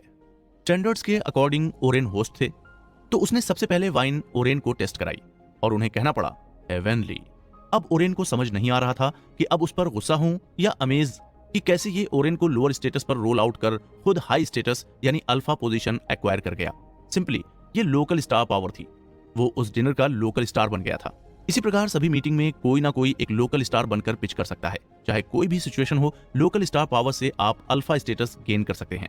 अल्फा मेंबर्स हमेशा सोशल इंटरेक्शन में अटेंशन एंजॉय करते हैं। वो डिमांड नहीं करते, तब भी जैसे ही वो डिमांड करते हैं वैसे ही लोगों के अटेंशन कैप्चर कर लेते हैं। सभी उनके स्टेटमेंट को ट्रस्ट करते हैं और फॉलो करते हैं। रिसर्चर्स ने भी प्रूव किया है कि यदि आप वेल ड्रेस्ड हैं तो लोग आपको अल्फा स्टेटस देंगे और आपके स्टेटमेंट को फॉलो करेंगे, पर यदि आप बैडली ड्रेस्ड हैं तो लोग आपको वैल्यू नहीं देंगे। आपको उन्हें अपनी वर्थ प्रूव करनी होगी, क्योंकि पिच के लिए आपका हाई स्टेटस और अल्फा पोजीशन एक्वायर करना बहुत जरूरी है। 1970 और 1980 के दशक में सेल्स पर्सन को एक सेलिंग टेक्निक सिखाई जाती थी जो ज्यादातर सिचुएशन डिसएडवांटेज्ड सेल्स पर्सन को हेल्प करती थी। एक अपॉइंटमेंट लो, 2 फिर उसके साथ टेम्पोररी रिलेशन स्टैब्लिश करो, रिपोर्ट बनाओ, सोशल रैंक के लिए कंट्रीब्यूट नहीं करना, 3 इमोशनल टॉक करके बिजनेस स्टैंडर्ड को एक पैकेट के रूप में डिलीवर करना। यदि आप लकी हो तो डील आपकी। कई जगह ये मेथड आज भी यूज किया जाता है, बट आज कई बेस्ट कॉमन सेलिंग टेक्निक्स को ब्लॉक करने के तरीके काफी बिजनेस पर्सन जानते हैं और उन तरीकों को अप्लाई करके आपको सबऑर्डिनेट पोजीशन पर लाना ही बीटा ट्रैप्स कहलाता है। मींस वो आपकी सेल्स टेक्निक के जाल में नहीं फंसने वाले। उन्हें आपके टेक्निक का तोड़ पहले से पता है, इसलिए वो अल्फा स्टेटस पर रहेंगे और आप सबऑर्डिनेट पोजीशन पर आ जाएंगे। यदि आप हाई सोशल स्टेटस गेन करना चाहते हैं तो सबसे पहले बीटा ट्रैप को अवॉइड करना होगा। किसी भी सोशल ग्रुप में अल्फा हमेशा डोमिनेट नेचर के होते हैं। किसी भी मीटिंग में उनके पास शॉर्ट कॉल करने की, ऑर्डर देने की और मीटिंग का आउटकम डिसाइड करने की पावर होती है, इसलिए वो हमेशा अपनी इमोशनल और इकोनॉमिकली हाई रैंक इमेज को मेंटेन करके रखना जरूरी समझते हैं। सभी टॉप रैंक होल्डर्स की रैंक हमेशा खतरे में होती है। कोई ना कोई उन्हें डिफीट करके उनकी पोजीशन एक्वायर करने की कोशिश करता ही रहता है। इसलिए ज्यादातर अल्फा खुद को प्रोटेक्ट करने के लिए अपनी अथॉरिटी एम्प्लॉइज और को वर्कर को एसर्ट करते रहते हैं। जिस डील में वो इंटरेस्टेड नहीं होते वो उसको अपने एम्प्लॉइज या को वर्कर को असाइन कर देते हैं और उन्हें अपॉइंटमेंट्स हैंडल करने, कॉफी पर ले जाने और मैटर डिस्कस करके सॉल्व करने के लिए कहते हैं। ये डोमिनेट टर्फ प्रोटेक्शन बिहेवियर है। किसी वर्क एनवायरनमेंट में आने वाले हायर सोशल रैंक पर्सन से खुद को शील्ड करने के लिए अल्फा सोशल बैरियर की एक प्रोटेक्टिव लेयर बना लेते हैं जो उसके थ्रेटनिंग अल्फा को डिफ्लेक्ट और डिमोट करती है। ऐसे ही कुछ सोशल बैरियर हैं reception desk, lobby, conference room और public meeting space. Lobby social barrier को समझने के लिए राइटर एक सिचुएशन एक्सप्लेन करते हैं। सपोज आप एक सेल के लिए मिस्टर ए से मिलने उनसे अपॉइंटमेंट लेकर 2 PM पर उनके ऑफिस पहुंचे। आप रिसेप्शन डेस्क पर कहते हैं कि आपकी मिस्टर ए के साथ 2 बजे की अपॉइंटमेंट है। रिसेप्शनिस्ट आपको एक विजिटर बुक साइन करने के लिए कहेगी और फिर लॉबी में वेट करने को कहेगी। 2:10 पर रिसेप्शनिस्ट वापस आपके पास आकर कहती है मिस्टर ए से आप मिल सकते हैं और उनके पास सिर्फ 10 मिनट है। पहले तो आपका टारगेट लेट है, फिर देरी के लिए माफी का नाटक, उस पर उसके पास आपका मटेरियल रिव्यू करने का टाइम भी नहीं है। अब आपने जैसे मीटिंग प्लान किया था मिस्टर ए वैसे मीटिंग अटेंड कर नहीं सकते। अब आप बीटा ट्रैप हो चुके हैं, उन्होंने आपको कंप्लीटली हरा दिया है। आप चाहें तब घर वापस जा सकते हैं। ये बिजनेस करने का डीमोरलाइज्ड तरीका है, परंतु करोड़ों लोग इसी प्रकार बिजनेस मीटिंग सेट करते हैं और कंडक्ट करते हैं। ये सिर्फ वेस्ट ऑफ टाइम होता है क्योंकि उसका आउटकम प्रिडिक्टेबल और उतना ही अनप्रोडक्टिव होता है। कॉन्फ्रेंस रूम, जब आप कॉन्फ्रेंस में इंटर हो रहे हैं तब यदि वो खाली है तो फिर थोड़ी देर आपको वहां बैठकर मक्खियां मारनी होंगी। उसके बाद आपका टारगेट आएगा जो बहुत खुश दिखेगा, उसके चेहरे पर स्माइल होगी, आपसे हैंडशेक करेगा क्योंकि आप उसके वर्क टाइम के बाद उसके ब्रेक टाइम का एंटरटेनमेंट जो होने वाले हैं। जी हाँ, सही सुना आपने, आप ही उसका एंटरटेनमेंट करने वाले हैं, लाइक अ जोकर। अगर आप लेट कमर का वेट कर रहे हैं तो यकीन मानिए कि आप एक डिसीजन मेकर का वेट कर रहे हैं जो कन्वर्सेशन में आपको इंक्लूड नहीं करने वाला है। वो वेटिंग रूम में आएंगे और बातें करेंगे जैसे आप रूम में हैं ही नहीं। इस कंडीशन में आपका स्टेटस कुछ भी नहीं होगा। पब्लिक स्पेस, आपका टारगेट आपसे कह सकता है कि कॉफी पीते हुए बात करते हैं, पर वहां कॉफी पीते हुए होने वाली बातों से ज्यादा ध्यान उसका कैफे के एनवायरनमेंट पर होगा। वहां क्या हो रहा है वो आपके टारगेट को बार बार डिस्ट्रैक्ट करेगा, इसलिए ये पिच के लिए प्लेस नहीं होता है। यहाँ आपका स्टेटस 0 होगा। पब्लिक बीटा ट्रैप में ट्रेड शोज एंड कन्वेंशंस भी आते हैं जहाँ टू मच डिस्ट्रैक्शंस होता है। आप वहां पिच कर ही नहीं सकते हैं। यदि आपको सच में पब्लिक प्लेस में पिच करना है तो कोई हॉस्पिटैलिटी सूट या होटल कॉन्फ्रेंस रूम रेंट पर ले सकते हैं। ओरेन क्लाफ ने एक और अनपैरेलल्ड लेवल की बीटा ट्रैपिंग के बारे में बताया है जिसे फ्रेम सुपर कोलाइडर्स का नाम दिया जा सकता है। ये एग्जांपल है वॉलमार्ट का। आपके पास कितना ही अच्छा बिजनेस प्लान क्यों ना हो, कितनी ही ग्रेट डील्स क्यों ना हो, कितनी बड़ी अपॉर्चुनिटी क्यों ना हो, वॉलमार्ट बिजनेस डील के लिए एक डिजाइन प्रोसेस फॉलो करता है जिससे वो आपका स्टेटस लो सेट करता है। प्रोसेस कुछ इस तरह है। सबसे पहले आपको वर्क स्पेस में इंटर होना है, फिर आपको एक विजिटर्स बैज देकर लॉबी में वेट करने को कहा जाएगा, फिर आपका वेलकम कंपनी के हॉस्पिटैलिटी रूम में किया जाएगा जहां आपको वॉलमार्ट ब्रांड की कैंडी और सॉफ्ट ड्रिंक परचेज करने की वेंडिंग मशीन दिखेगी। जब बायर आपसे मीटिंग करने के लिए रेडी होगा तो आपको एक मैसेज रिसीव होगा, फिर आपको वापस रिसेप्शन डेस्क पर जाकर वहां से मीटिंग रूम में भेजा जाएगा जहां पर आपको बायर का वेट करने के लिए बैठा दिया जाएगा। उसके बाद रूम के दरवाजे बंद हो जाएंगे और जब तक बायर या कंपनी रिप्रेजेंटेटिव न चाहे तब तक आप बाहर नहीं जा सकते। वो कहते हैं ना, अंदर तो आप अपनी मर्जी से आ गए परंतु बाहर अपनी मर्जी से जा नहीं सकते। कुछ ऐसी ही सिचुएशन हो गई है आपकी। थोड़ी देर बाद 1 या 2 बायर्स आएंगे जो छोटी सी मीटिंग करेंगे जिसमें प्राइस, वॉल्यूम, लॉजिस्टिक्स और आपकी वॉलमार्ट अकाउंट रखने की फाइनेंशियल एबिलिटी है या नहीं ये चेक किया जाएगा। उनकी फ्रेम इतनी टाइट होती है उसके सामने ज्यादातर सक्सेसफुल सेलिंग टेक्निक्स भी फेल हो जाती हैं। ये बीटा ट्रैपिंग का एक्सट्रीम एग्जांपल है जिसमें आपका स्टेटस कुछ नहीं है बल्कि बायर की मर्जी से आप मीटिंग रूम में हैं ये इंडिकेट होता है। यदि आप इस सिचुएशन को अपने फेवर में करना चाहते हैं तो आपको खुद पर self confidence and self belief बहुत ही स्ट्रांग होना जरूरी है। फिर आपको browbeat, manipulate, casual target और स्टेप्स से टारगेट को कन्विंस करके बाइंग डिसीजन क्रिएट करना होगा। इसीलिए conventional sales methods pressure closing पर फोकस करती है। जब आप बीटा पोजीशन पर हो आपके पास सिर्फ इमोशनल मैनिपुलेशन ही एक टूल है जिससे आप डील में सक्सेसफुल हो सकते हैं। पर अगर आप डील में सक्सेस हो भी जाते हैं तो ये रैंडम है क्योंकि बायर खरीदना नहीं चाहता है। अगर आपने उसे कन्विंस कर लिया है तो भी वो बाद में इस डील के लिए रिग्रेट फील करेगा। ओरेन क्लाफ एक एग्जांपल के थ्रू बताते हैं, the cardiac surgeon and the golf pro. एक गोल्फ प्रोफेशनल अपनी लाइफ गेम सिखाकर, गोल्फ क्लब चलाकर, गोल्फ कोर्सेज ऑपरेट करके या गोल्फ इक्विपमेंट में डील करके स्पेंड करते हैं। ये एक फन जॉब है और कई बार ये एक ड्रीम जॉब भी होती है, पर इसमें कभी भी ज्यादा पे नहीं मिलती है क्योंकि गोल्फ प्रो का कोई ज्यादा ग्लोबल स्टेटस नहीं होता। आप ये नहीं कह सकते हैं कि मैं CEO हूँ, मैं डॉक्टर हूँ, मैं प्रोफेसर हूँ। आप अपने आप को सिंपली एक गोल्फ प्रो ही कहते हैं, जो एक अनएम्प्लॉयड की तरह साउंड्स करता है। क्या एक गोल्फ प्रो किसी कार्डियक सर्जन को रीजनल हॉस्पिटल से कम इंटेलिजेंट, सोशिएबल या रेप्यूटेबल होता है? नहीं, सिर्फ डिफरेंस ये है कि उसका गोल्फ प्रो का सोशल स्टेटस लोअर है। ज्यादातर लोग सोशल स्टेटस की पोजीशन उसकी वेल्थ, पॉपुलैरिटी या सोसाइटी में पावर से मेजर करते हैं। एक गोल्फ प्रो कभी भी एक कार्डियक सर्जन जितना नहीं कमाता है, जिससे उसका सोशल स्टेटस लोअर होता है। जब कार्डियक सर्जन गोल्फ प्रो से लेसन लेता है तो सिचुएशन स्टेटस बनता है और गोल्फ प्रो का स्टेटस सडनली हाई हो जाता है। अब इस बात का फर्क नहीं पड़ता है कि सर्जन कितना कमाता है और उसका सोशल स्टेटस क्या है। अब गोल्फ प्रो डिसाइड कर सकता है कि उसे सर्जन से आपको कब, क्या और कैसे कराना है। जैसे ही रोल एक्सचेंज हुआ, सोशल स्टेटस भी एक्सचेंज हो गया। ये रोल रिवर्स से सिचुएशन स्टेटस की इनक्रेडिबल पावर गेन का बेस्ट एग्जांपल है।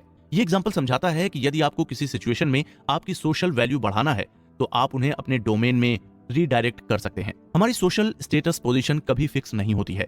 आप लोकल सिचुएशन टेम्पररी स्टेटस बनाकर डील सक्सेस कर सकते हैं। टेम्पररी हाई पावर रखने से बहुत इफेक्टिवली डील कर सकते हैं। ये लोकल स्टार पावर कहलाता है। आपको जो नहीं जानते हैं उस ऑडियंस की पिच भी इस लोकल स्टार पावर से सक्सेस कर सकते हैं। Elevating your social status. 1, target से मिलते ही जितनी जल्दी आप लोकल स्टार पावर एस्टैब्लिश कर लेंगे उतना ही ज्यादा आपको प्रॉफिट मिलेगा। अगर आप फ्रेंच वेटर और गोल्फ प्रो की तरह अपने टर्फ में रहकर पिच करें तो अपने डोमेन का एक्सपर्टीज और लोकेशन नॉलेज का यूज करके आप जल्द ही हाई स्टेटस पोजीशन गेन कर सकते हैं। अगर आप टारगेट से उसके डोमेन में मीटिंग कर रहे हैं और उसकी लोकेशन पर मीटिंग कर रहे हैं तो आपको टेम्पररी स्टार पावर कैप्चर करनी होगी और उसके स्टेटस को मीटिंग रूम में बैठे कुछ ऐसे लोगों में डिस्ट्रीब्यूट करना होगा जो आपकी फ्रेम को सपोर्ट कर सकें। आइए अब समझते हैं कि स्टेटस को एलिवेट कैसे करना है। इसे समझाने के लिए ओरेन क्लाफ ने अपना एक पर्सनल इंसिडेंट शेयर किया है। The hedge fund manager. कुछ साल पहले वो बिल गार, जो कि हेज फंड मैनेजर थे, उनसे मिलने गए। उनके फ्रेंड ने ये मीटिंग फिक्स की थी। वहां पहुंचते ही ओरेन को लॉबी बीटा ट्रैप किया गया। फिर 15 मिनट वेट करने के बाद एक असिस्टेंट उन्हें बिल के ऑफिस कॉर्नर में ले गया। बिल ने अपने पास रखी सेक्रेटरी चेयर पर बैठने को कहा, जिससे कि वो ये इंडिकेट कर सकें कि उनकी पोजीशन हायर है और ओरेन सब ऑर्डिनेट पोजीशन में है। ओरेन ये देखकर एक्साइटेड हो गए क्योंकि उन्हें पता था कि जब वो हुक पॉइंट क्रिएट करेंगे तो जितनी ऊंचाई पर होता है उतनी ही तेजी से वो गिरता है। पर हाँ, ये इतना आसान नहीं होने वाला था। बिल ने अपने फोन पर एक नंबर डायल करके मार्टिन और जैकब को भी केबिन में आने के लिए कहा। फिर बिल डेस्क पर रखा रेड एप्पल उठाकर खाने लगे और डील में कोई इंटरेस्ट शो नहीं कर रहे थे। इतने में वो नैपकिन ढूंढने लगे और ओरेन को फ्रेम कंट्रोल करने का ये सही टाइम लगा। उन्होंने कहा, लिसन, मेरे पास बस 15 मिनट हैं। मैं यहाँ डील करने आया हूँ। और मैंने प्रोजेक्ट ग्रुप को ब्रीफ करना स्टार्ट किया, पर सिर्फ फ्रेम कंट्रोल वर्क नहीं करने वाला था। बिल हार्डली 3 वर्ड्स में से एक वर्ड सुन रहे थे। अब उनको कुछ और भी करने की जरूरत थी, जिससे कि बिल का अटेंशन उनके वर्ड्स पर आए। उन्होंने कहा, मुझे एक गिलास पानी चाहिए, एक्सक्यूज मी। वो उठकर किचन से एक गिलास पानी, पेपर, टॉवेल और प्लास्टिक नाइफ ले आए। उन्हें लग रहा था कि अगर ये ट्रिक काम नहीं आई तो बिल इसी नाइफ से मेरा मर्डर कर देगा। फिर वो बिल की डेस्क के पास गए और उन्होंने कहा, लिसन बिल, मुझे नहीं लगता है कि आप इस तरह से डील करते हैं। मैं आपको शो करता हूँ कि मैं कैसे डील करता हूँ। फिर उन्होंने डेस्क पर रखे एप्पल पर पॉइंट करते हुए पूछा, क्या मैं इसे ले सकता हूँ? और बिना आंसर का वेट करे उन्होंने उसे उठाया और नाइफ से 2 पीस कर दिया। एक हाफ पीस अपने हाथ में ले लिया और उसे चबाना शुरू कर दिया। फिर फ्लेवर की तारीफ की और कुछ कमेंट अपने डील से इन्वेस्टर्स को कैसे वो पियरली फील कराते हैं इस पर की। फिर उन्होंने पूरी डील इस तरह से की जैसे वो अपने फ्रेंड से लिविंग रूम में बातें कर रहे हों, नेचुरल एंड इनफॉर्मल। जैसे ही उनकी पिच फिनिश हुई, इससे पहले कि बिल कुछ कहते, उन्होंने कहा, वाओ, टाइम देखो, मैं लेट हो रहा हूँ, मुझे जाना होगा, थैंक्स फॉर योर टाइम। अगर ये डील आपको अच्छी लगती है तो बताना। जैसे ही वो आने लगे, बिल बोला, वेट 1 मिनट रुको ओरेन, और हिस्टेरिकली हंसने लगा, जिसने मार्टिन और जैकब को टेंशन में डाल दिया। उसने कहा, मैं डेफिनेटली समझ सकता हूँ कि डैन ने तुमसे मिलने को क्यों कहा था। अब मुझे बताओ तुम्हारे साथ डील में और कौन कौन है। अब हुक पॉइंट बन गया था। इसके बाद 20 मिनट तक ओरेन ने उनके सभी क्वेश्चंस के आंसर दिए, मार्टिन और जैकब के साथ इंफॉर्मेशन एक्सचेंज की। इस बीच में बार बार अपनी वॉच की तरफ देख रहे थे और नेक्स्ट मीटिंग के लिए लेट पहुंचने की चिंता में थे। फाइनली ओरेन जाने के लिए उठे। बिल ने हैंडशेक करते हुए कहा, मैं डील के लिए रेडी हूँ।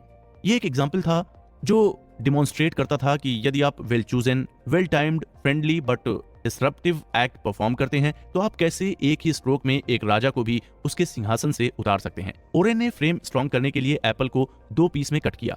उसके बाद वो सारी बातें इग्नोर कर दी जो उनकी पिच के लिए जरूरी नहीं थी। ये इस इंसिडेंट का इंपॉर्टेंट लेसन था। जो कन्वेंशनल थ्रेड आपकी डील को सपोर्ट करें, उसे मैग्नीफाई करें। और जो सपोर्ट ना करें उसे इग्नोर करें। बिल के ऑफिस में जो कुछ हुआ उसे एक बार शॉर्ट में रिव्यू करके जानते हैं कि कैसे ये पिच क्रैक की गई। एक, जैसे ही बिल एंटर हुए, ओरेन को रियलाइज हुआ कि उनके पास कोई फ्रेम कंट्रोल नहीं है और वो बीटा पोजीशन में है। 2, ओरेन ने एक माइल्डली शॉकिंग एक्ट परपेट्रेट किया जो अनफ्रेंडली था, परंतु उससे एक न्यू फ्रेम कोलिजन हुआ। 3, इस शॉक से टारगेट का अटेंशन डिस्ट्रैक्ट नहीं हुआ। जितनी जल्दी आप स्टेटस ग्रैब कर पाते हैं उतना ही ज्यादा बिगर स्टेटस आपको मिलता है। 4, जैसे ही उन्होंने अटेंशन कैप्चर किया, उनका फोकस लोकल स्टार पावर और अल्फा पोजीशन एक्वायर करने पर था। 5, उन्होंने अपने एरिया के स्पेशलाइजेशन की फ्रेम को श्रिंक करके इंफॉर्मेशन डोमिनेंस यूज करके और खुद को अनएक्सेसिबल बनाकर लोकल स्टार पावर एक्वायर कर ली। 6, लोकल स्टार पावर का यूज करके जल्द ही वो डिस्कशन को उस लेवल पर ले गए जहां कोई उन्हें चैलेंज नहीं कर सकता था। 7, जैसे ही पिच खत्म हुई वैसे ही उन्होंने जाने की जल्दी की, जिससे कि हुक पॉइंट क्रिएट हो गया। जब आप किसी और की टेरिटरी में पिच कर रहे हैं और आप किसी भी सिचुएशन में हो तो ये रूल हमेशा वर्क करेंगे। अब आपके लिए याद रखने के लिए इंपॉर्टेंट है कि अगर आपको लगता है कि आपकी पोजीशन बीटा रहने वाली है तो टाइम पर अपॉइंटमेंट के लिए जाएं। अगर आप लेट हैं तो आप पावर अपने टारगेट को दे रहे हैं। यदि आप बिजनेस के मोस्ट बेसिक रूल्स फॉलो नहीं कर पाते तो आपको स्ट्रॉन्ग फ्रेम एस्टैब्लिश करने में डिफिकल्टी होने वाली है। Momentum is the key. High status जितनी जल्दी हो सके उतनी जल्दी क्रिएट करने में हेजिटेट ना हो। जैसे ही मोमेंट मिले आप फ्रेम यूज करें, कोलिजन फोर्स करें। ये आप जितनी जल्दी कर सकते हैं उतना बेटर है। सोशल रिचुअल्स अवॉइड करें, वर्क को एंजॉय करें। आप वर्क को जितना ज्यादा एंजॉय करते हैं उतना ही आप अट्रैक्टिव हो जाते हैं। इससे आपको स्ट्रॉन्ग फ्रेम बिल्ड करने में और लॉन्ग टर्म तक होल्ड करने में हेल्प मिलेगी। ये तो आप समझ ही गए होंगे। अगर आप सोशल इंटरेक्शन में हाई स्टेटस पर्सन हैं या अल्फा हैं तो लाइफ इजी है। आप जो भी कहेंगे वो ट्रस्ट किया जाएगा, लोग उसे फॉलो करेंगे। जो भी इमोशन आप शो करते हैं वही रूम का मूड बन जाता है। जैसे ही आप कुछ कहते हैं या जेस्चर देते हैं या ऐसे लगता है कि आप कुछ कहने वाले हैं या जेस्चर देने वाले हैं तो लोगों का अटेंशन आपकी तरफ आ जाता है। ये प्रोसेस सिचुएशनल स्टेटस को गियर और सीज करने की है। जैसे ही आप उस प्लेस को छोड़ेंगे ये सब वाइप आउट हो जाएं। यदि आप वापस कुछ टाइम बाद आएंगे, चाहे वो 5 मिनट बाद ही क्यों ना हो, आपको ये स्टेटस वापस बिल्ड करना होगा। आप कभी भी ग्लोबल स्टेटस सीज नहीं कर सकते। ग्लोबल स्टेटस सिर्फ कुछ लोगों के पास होता है जिनके पास उसको मैच करने वाली वेल्थ, प्रॉपर्टी और पावर होती है। जैसे अगर आप किसी एक बिलियनियर के सामने कभी नहीं जाने वाले और उसको यकीन दिला रखा है कि आप ट्रिपल बिलियनियर हैं तो आपका ग्लोबल स्टेटस फिक्स है। सिर्फ सिचुएशनल स्टेटस है जो आप ग्रैब और कंट्रोल कर सकते हैं। आपको सिचुएशनल स्टेटस एलिवेट करने के लिए कुछ स्टेप्स फॉलो करनी होती हैं। 1, पावर रिचुअल्स और बीटा ट्रैप को इग्नोर करें। 2, कस्टमर के ग्लोबल स्टेटस से अफेक्ट मत होइए। 3, स्मॉल डिनायल और डिफरेंसेस के लिए अपॉर्चुनिटीज ढूंढिए ताकि आप अपनी फ्रेम स्ट्रॉन्ग करके स्टेटस एलिवेट कर सकें। 4, जैसे ही आपको पावर मिले डिस्कशन को अपने डोमेन एक्सपर्ट एरिया में ले जाओ जिसका आपको बहुत नॉलेज है। वो इंफॉर्मेशन है जो ऑडियंस के लिए अनएक्सेसिबल है। 5, आप प्राइस फ्रेम अप्लाई करें। 6, उन्हें अपना कस्टमर बनाकर अपना अल्फा स्टेटस कंफर्म करें। कुछ ऐसा स्टेटमेंट दें जो आपकी हायर स्टेटस पोजीशन को क्वालिफाई करे। ये लास्ट स्टेटस बहुत इंपॉर्टेंट है। अपना अल्फा स्टेटस कंफर्म करने के लिए टारगेट को खुद को लाइट हार्टेड वे में डिफेंड करने के लिए फोर्स करना होगा। आप कुछ ऐसा कह सकते हैं, मुझे याद दिलाओ कि मैं आपके साथ काम क्यों करना चाहूंगा। ये कस्टमर को याद दिलाएगा कि वो सबऑर्डिनेट पोजीशन पर है। इसका आपको एक सीरियस आंसर मिलेगा, वो भी लाफ के साथ, जिसका रिप्लाई आप कुछ इस प्रकार दे सकते हैं, हाँ ठीक है मैं याद रखूंगा। आप ये भी पूछ सकते हैं, क्या आपने कभी पहले कोई ऐसी डील की है। इस तरह अल्फा स्टेटस का यूज करके आप सक्सेसफुली पिच कर सकते हैं।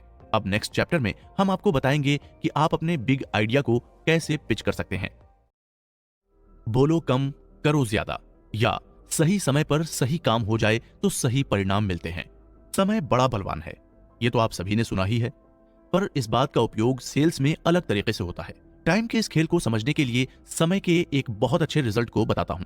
1953 में मॉलिक्यूलर बायोलॉजिस्ट जेम वॉटसन और फ्रांसिस क्रिक ने सीक्रेट ऑफ लाइफ नाम से 20वीं शताब्दी की एक इंपॉर्टेंट साइंटिफिक डिस्कवरी को इंट्रोड्यूस किया था, जिसमें डबल हेलिक्स डीएनए स्ट्रक्चर था। उस प्रेजेंटेशन के लिए वॉटसन और क्रिक को नोबेल प्राइज मिला था। आपको ये जानकर सरप्राइज होगा कि इस प्रेजेंटेशन को नोबेल प्राइज मिलने के पीछे सबसे बड़ा कारण था कि ये प्रेजेंटेशन सिर्फ 5 मिनट का था, जिसमें उन्होंने सारी साइंटिफिक इंफॉर्मेशन के साथ साथ सीक्रेट ऑफ लाइफ के सभी डिटेल्स को बहुत अच्छे से एक्सप्लेन किया था। ज्यादातर बिजनेस डील के प्रेजेंटेशन 45 मिनट से 1 घंटे के होते हैं और कभी भी बिजनेस पर्संस के पास इतना समय नहीं होता है। यहाँ तक कि किसी के पास भी इतना समय और इतना पेशेंस नहीं होता है कि वो इतना लंबा प्रेजेंटेशन देख पाए, सुन पाए और समझ पाए। इसीलिए छोटे प्रेजेंटेशन से जितना ज्यादा आप मैसेज कन्वे कर पाएं उतना ही इफेक्टिव होता है। पर ज्यादा मैसेज पहुंचाने का मतलब ये नहीं है कि आप कम समय में ज्यादा बोलने की कोशिश करें। कम बोलें, ऐसा बोलें जिससे से ज्यादा मैसेज कन्वे हो सके। ये कैसे करना है ये जानने के लिए चलते हैं हम पिच एनीथिंग के चैप्टर 4 पर, जिसमें ओरेन क्लाफ ने हमें बताया है कि आपको अपना बिग आइडिया कैसे पिच करना है। वो बताते हैं कि शॉर्ट टाइम फ्रेम किसी पिच के लिए कोई चॉइस नहीं है, ये कंपलसरी है। आप कभी भी किसी भी प्रेजेंटेशन को ज्यादा समय तक खींचने का रिस्क नहीं ले सकते हैं। ब्रेन कभी भी ज्यादा समय तक एक ही चीज पर अटेंशन नहीं रख सकता।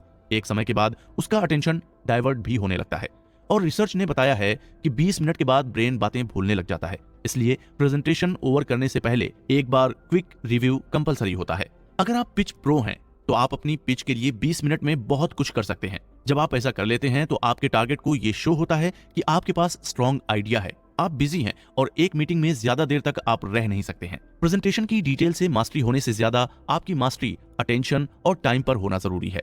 आप जब पिच के लिए जा रहे हैं तो आप अपनी पिच को 4 फ्रेजेस में डिवाइड कर सकते हैं। 1, खुद और अपने आइडिया को 5 मिनट में इंट्रोड्यूस करें। 2, अपने बजट और सीक्रेट सॉस को नेक्स्ट 10 मिनट में एक्सप्लेन करें। 3, नेक्स्ट 2 मिनट में आप अपनी डील ऑफर करें। 4, हॉट कॉग्निशन के लिए लास्ट 3 मिनट में फ्रेम टेक का यूज करें। इन चारों स्टेप्स को कैसे इंप्लीमेंट करना है इसे अब डिटेल में जानते हैं। 1, introduce yourself and the big idea.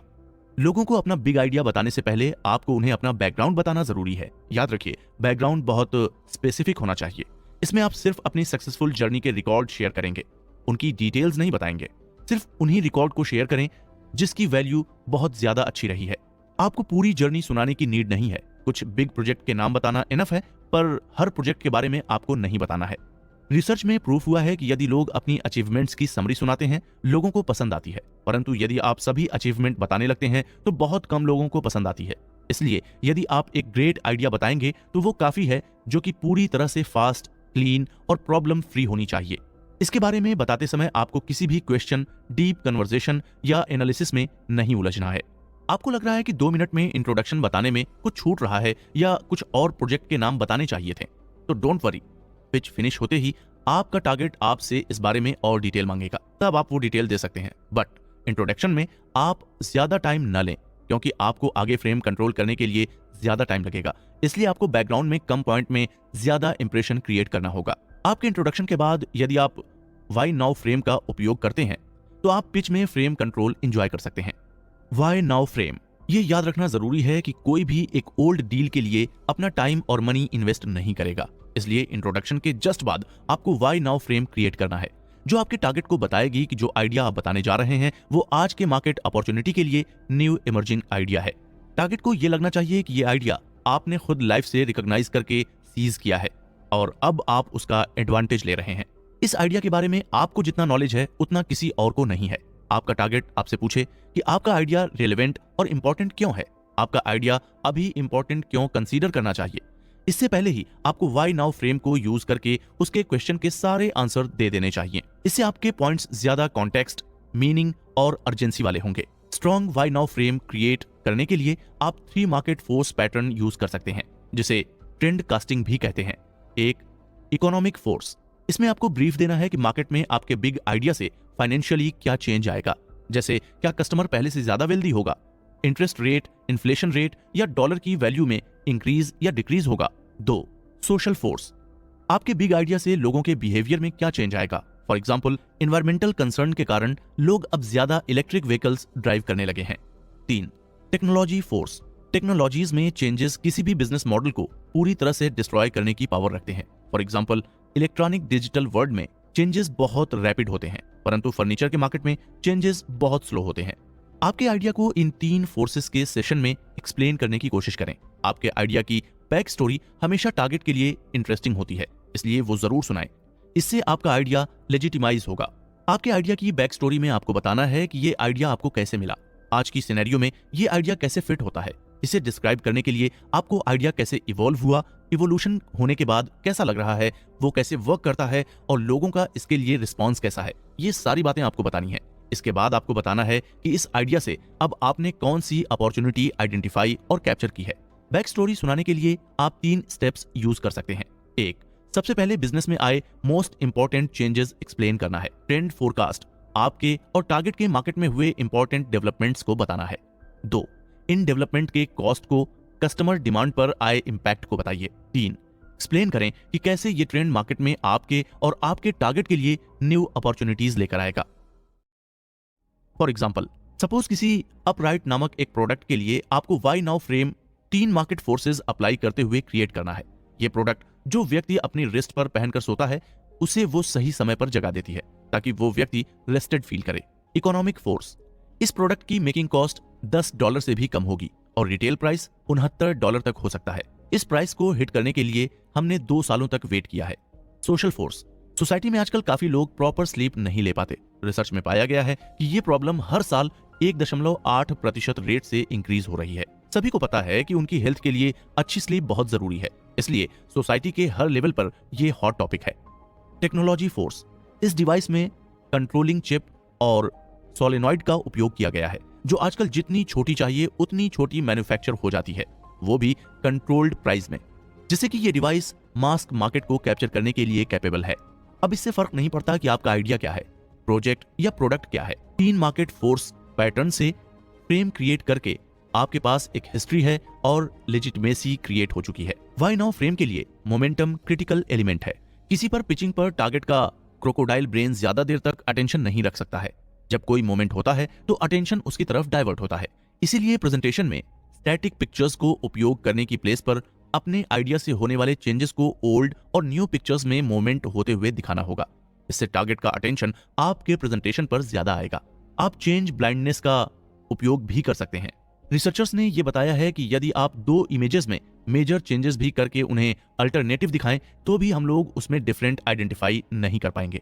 इसलिए आपको दोनों इमेजेस में होने वाले चेंजेस के मूवमेंट को प्रॉपर दिखाना होगा। फॉर एग्जाम्पल, पिछले कुछ सालों में एयरपोर्ट बिल्डिंग के बिजनेस में कुछ ज्यादा नहीं हुआ, ऑलमोस्ट मार्केट बंद पड़ा था, पर अब 3 मार्केट फोर्सेज मार्केट को चेंज कर रहे हैं। 1, बैंक्स एविएशन प्रोजेक्ट को लोन प्रोवाइड कर रही है। 2, फेडरल एविएशन अथॉरिटी यानी FAA न्यू एयरपोर्ट बिल्डिंग के लिए परमिट इश्यू कर रही है।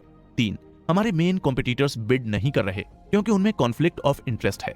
इस प्रकार हम अपने प्रोजेक्ट को ब्रीफ कर सकते हैं। एंड में आप आइडिया इंट्रोडक्शन पैटर्न का उपयोग कर सकते हैं जिसे 1999 में द वेंचर कैपिटलिस्ट जेफ मूर ने डेवलप किया था और आज भी ये वर्क करता है। ये पैटर्न कुछ इस प्रकार है। यानी target customers who are dissatisfied with the current offering in the market, my idea or product is a key problem or solution features. Unlike the competing product, my idea or product is describe key features. For example, ये project India के big building companies के लिए है जो लोग अपने पुराने solar panel से परेशान हैं। हमारा प्रोडक्ट है plug and play solar accelerator. ये प्रोडक्ट ज्यादा एक्सपेंसिव नहीं है जितना कि पैनल को रिप्लेस करने में कॉस्ट आती है और इसके पार्ट्स भी मूविंग नहीं है। बस इसी प्रकार आप सिर्फ 1 मिनट में इस पैटर्न की हेल्प से अपने आइडिया को इंट्रोड्यूस कर सकते हैं। इस तरह आप टारगेट की अटेंशन को काफी कैप्चर कर सकते हैं। आपके लिए समझना जरूरी है कि अटेंशन कैप्चर करने का मतलब सामने वाले को अटेंशन के लिए कमांड देना नहीं होता है, वरना ये एक थ्रेट बन सकता है। जब भी किसी सोशल सिचुएशन जैसे पिच के लिए बोर्ड रूम में एंटर होते हैं तो हम सभी को रिजेक्शन का, एम्बेरस होने का या डील लॉस होने का डर होता है जिससे हमें एंग्जाइटी होती है। इस सिचुएशन में हमारा brain threat avoidance system, adrenaline और अदर न्यूरोट्रांसमीटर्स पंपिंग करने लग जाता है जिसकी वजह से आपकी पिच बिगड़ सकती है। अगर आप आइडिया इंट्रोडक्शन पैटर्न नहीं यूज करते हैं तो 1, आपका टारगेट आपकी एंग्जाइटी को ले लेगा और वो अनकंफर्टेबल हो जाएगा। 2, अगर आपका टारगेट अनकंफर्टेबल दिखने लगे तो आप टेंस हो जाओगे जो आपकी एक्शन और फेस पर दिखेगा। इसके बाद एंडलेस फीडबैक लूप स्टार्ट हो जाएंगे जो आपकी पूरी पिच को डिस्ट्रॉय कर देंगे। चलिए फर्स्ट फ्रेज के कुछ इंपॉर्टेंट पॉइंट्स रिव्यू कर लेते हैं। 1, सबसे पहले आपको टारगेट को बताना है कि पिच छोटी होने वाली है, बस 20 मिनट की। 2, फिर सक्सेस के ट्रैक रिकॉर्ड की टर्म्स में आपको अपना बैकग्राउंड शॉर्ट में बताना है। 3, इसके बाद आपको ये शो करना है कि आपका आइडिया किसी जीनियस का स्टैटिक फ्लश नहीं है, आपने खुद ये आइडिया मार्केट फोर्स से डिराइव किया है और इसके एडवांटेजेस मार्केट में ग्रोथ की न्यू अपॉर्चुनिटी क्रिएट करेंगे। 4, ब्रेन मूविंग थिंग्स पर अटेंशन जल्दी पे करता है, इसलिए आपको एक पिक्चर पेंट करनी होगी जिसमें शो होगा कि कैसे ओल्ड मार्केट न्यू मार्केट में चेंज हो रहा है। 5, लास्ट में आपको अपने बिग आइडिया को 1 मिनट में आइडिया इंट्रोडक्शन पैटर्न यूज करके बताना है। इस मेथड से ये शो होता है कि आपकी पिच सिंप्लीफाइड और रिड्यूस्ड है और जल्द ही आप कॉम्प्लेक्स और डिटेल ओरिएंटेड इंफॉर्मेशन भी प्रोवाइड कर सकते हैं। Page 2, explain the budget and secret sauce. इसमें टारगेट का अटेंशन होल्ड करके रखना डिफिकल्ट होता है। इसमें आपको एक्सप्लेन करना है कि आपका आइडिया किस प्रॉब्लम को सॉल्व कर सकता है और ये आइडिया कैसे वर्क करेगा। जब आप ये एक्सप्लेन करते हैं तो आप टारगेट के क्रोकोडाइल ब्रेन को स्केयर करने की अपॉर्चुनिटी को मल्टीप्लाई कर देते हैं। बिजनेस पर्सन बहुत प्रेशर में होते हैं और उनके कॉम्प्लेक्स आइडिया को सिंपल वे में कैसे प्रेजेंट करें, पर कुछ गुरु ये बहुत आसानी से कर लेते हैं।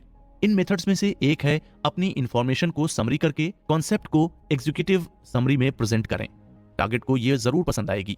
यहाँ सिंप्लिसिटी काम नहीं करती, ये आपको नेव और अनसोफिस्टिकेटेड बनाती है। आपको ये माइंड में रखना है कि आपका मैसेज टारगेट के माइंड में ट्यून हो जाना बहुत जरूरी है। फॉर एग्जाम्पल, अगर आपको एक बच्चे को कहना है कि जब तक वो डिनर फिनिश नहीं करेगा आप उसे डिजर्ट नहीं देंगे, तो आप उससे ये बात इस प्रकार नहीं कह सकते कि डिनर से पहले डिजर्ट नहीं मिलेगा।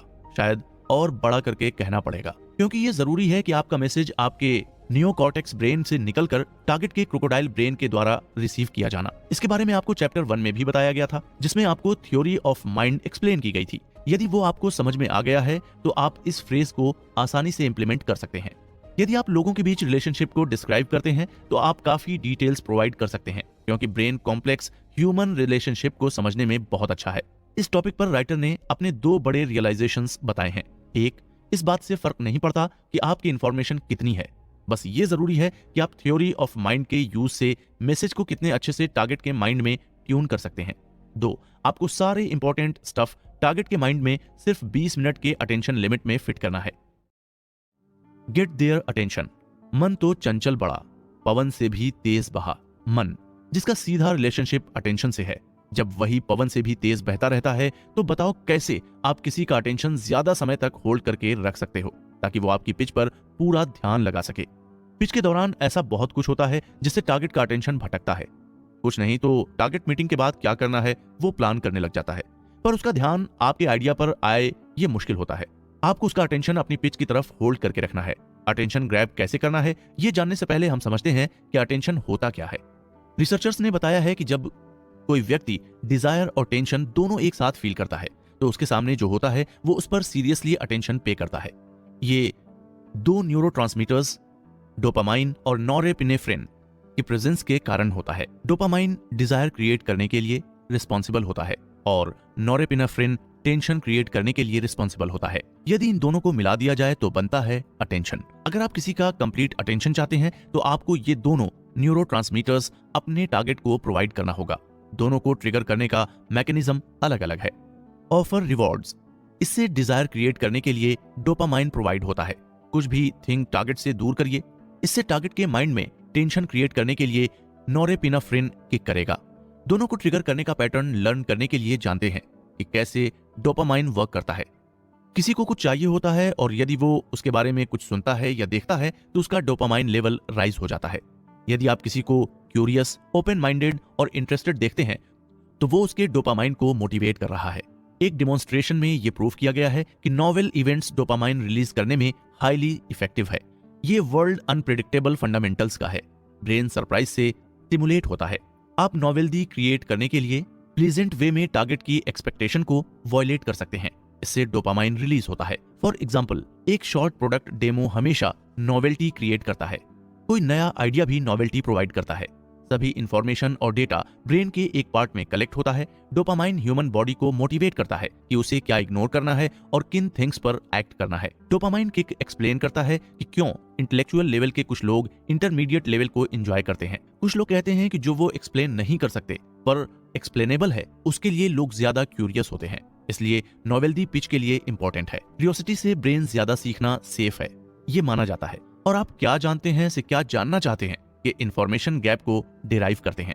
जैसे ही टारगेट ये फील करता है कि उसकी क्यूरियोसिटी एंड करने के लिए आपके बिग आइडिया की जितनी समझ उसे चाहिए थी उतना वो जान गया है, तब वो सैशिएट हो जाता है और आप रिकॉग्नाइज करें या ना करें आपकी पिच वहीं ओवर हो जाती है।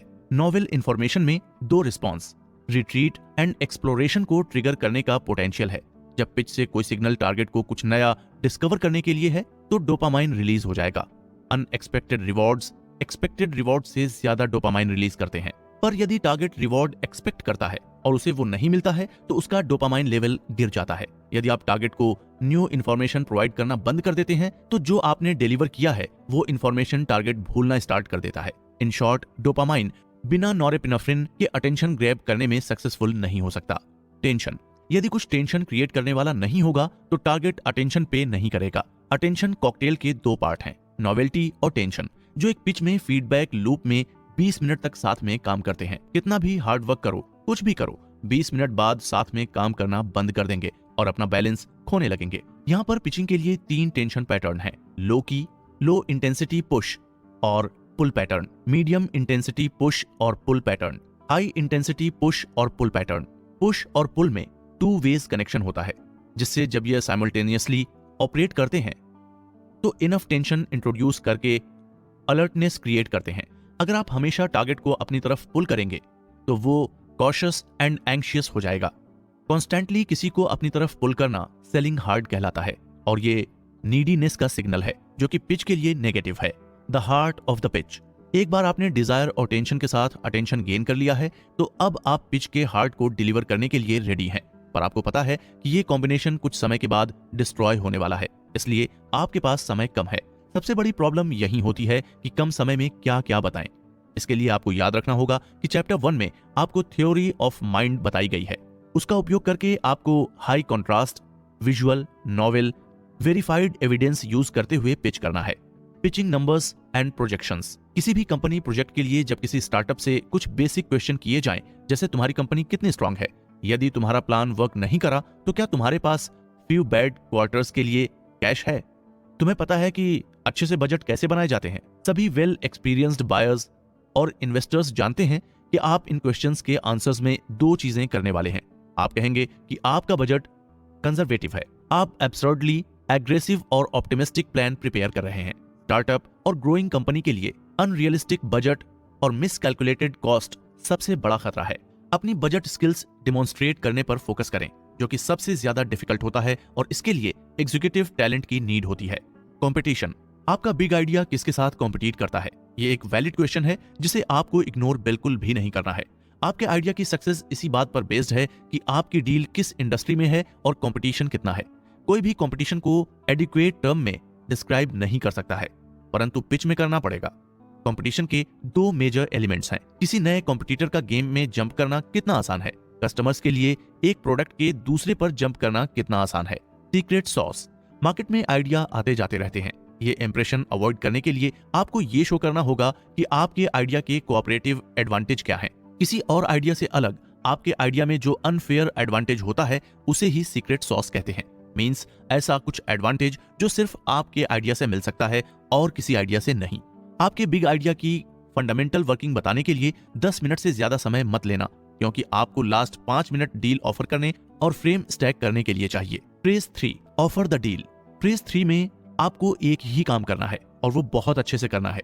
यदि आपकी ऑडियंस इस बिजनेस को करने का डिसाइड करती है तो वो क्या रिसीव करने जा रही है, इसे आपको ऑडियंस को डिस्क्राइब करना है। क्लियर और कंसाइज टर्म्स में आपको अपनी ऑडियंस को ये बताना है कि आप उन्हें क्या डिलीवर करने वाले हैं, कब और कैसे वो डिलीवर होगा। अगर वो इस डील में पार्ट लेते हैं तो उनके रोल और रिस्पॉन्सिबिलिटीज क्या होंगी।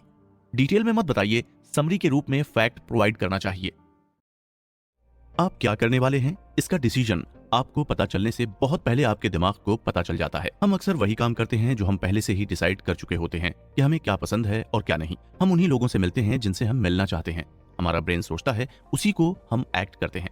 सोचिए कि आपके पास 2 मोबाइल है और दोनों पर एक साथ आपकी 2 फ्रेंड का कॉल आ रहा है। आप दोनों में से किसका कॉल पिक करने वाले हैं? सबसे पहले आपका माइंड जिसे ज्यादा पसंद करता है उसके बारे में सिलेक्ट करेगा और फिर आप उसका कॉल पिक करेंगे। ओरेन क्लाफ ने पिच एनीथिंग के चैप्टर 5 में इसी को पिच में यूज करने के बारे में बताया है। वो कहते हैं कि बिना किसी भी डील के बारे में ज्यादा जाने टारगेट उस डील के बारे में हाँ या ना पहले से ही डिसाइड करके रख सकता है। इसे ओरेन क्लाफ ने हॉट कॉग्निशन कहा है। पिचिंग के फ्रेज 4 में ओरेन क्लाफ ने फ्रेम स्टैकिंग और हॉट कॉग्निशन के बारे में बताया है, जिसके लिए पहले हॉट कॉग्निशन को समझना होगा। कोई भी बिजनेस सिचुएशन हो या डेली लाइफ में भी आपको कोई डिसीजन लेना हो तो वेल ऑर्डर्ड 3 स्टेजेस फॉलो करते हैं। 1, identify the problem. 2, examine solution. 3, judgements, या हम कह सकते हैं 1, रिसर्च, 2, एनालाइज, 3, डिसाइड। परंतु ज्यादातर हम जब डिसीजन लेने जाते हैं तब हम ज्यादा एनालिसिस नहीं कर पाते हैं। ब्रेन स्कैनर्स आपके डिसीजन लेने से पहले ही आपके डिसीजन को देख सकते हैं। ये इसलिए होता है क्योंकि आपके जानने से पहले ही आपका ब्रेन डिसीजन ले चुका होता है। लोग कभी भी किसी सिचुएशन के प्रॉफिट एंड लॉस को डिटेल कॉग्निटिव एनालिसिस किए बिना अपने दोस्त बनाते हैं, कैरियर चूज करते हैं, स्पोर्ट्स चूज करते हैं और भी बहुत सारे ऑप्शंस में से एक ऑप्शन सिलेक्ट करते हैं। जब हम कॉग्निटिव प्रोसेस यानी इवैल्यूएशन और एनालिसिस के बारे में सोचना छोड़ देते हैं और हमारे ज्यादातर डिसीजन कोल्ड कॉग्निटिव प्रोसेस से नहीं लिए जाते हैं तो ये हॉट कॉग्निशन कहलाता है। ज्यादातर समय जब हम अपनी चॉइस या उसके अल्टरनेटिव से जुड़ा हुआ कोई डाटा कलेक्ट करते हैं तो वो हम डिसीजन लेने के लिए नहीं करते हैं, हम अपने डिसीजन को सपोर्ट करने वाले फैक्ट्स कलेक्ट करने के लिए करते हैं। इसीलिए तो हिंदी में कहावत है ना, करने के 100 बहाने, नहीं करने के 101 बहाने।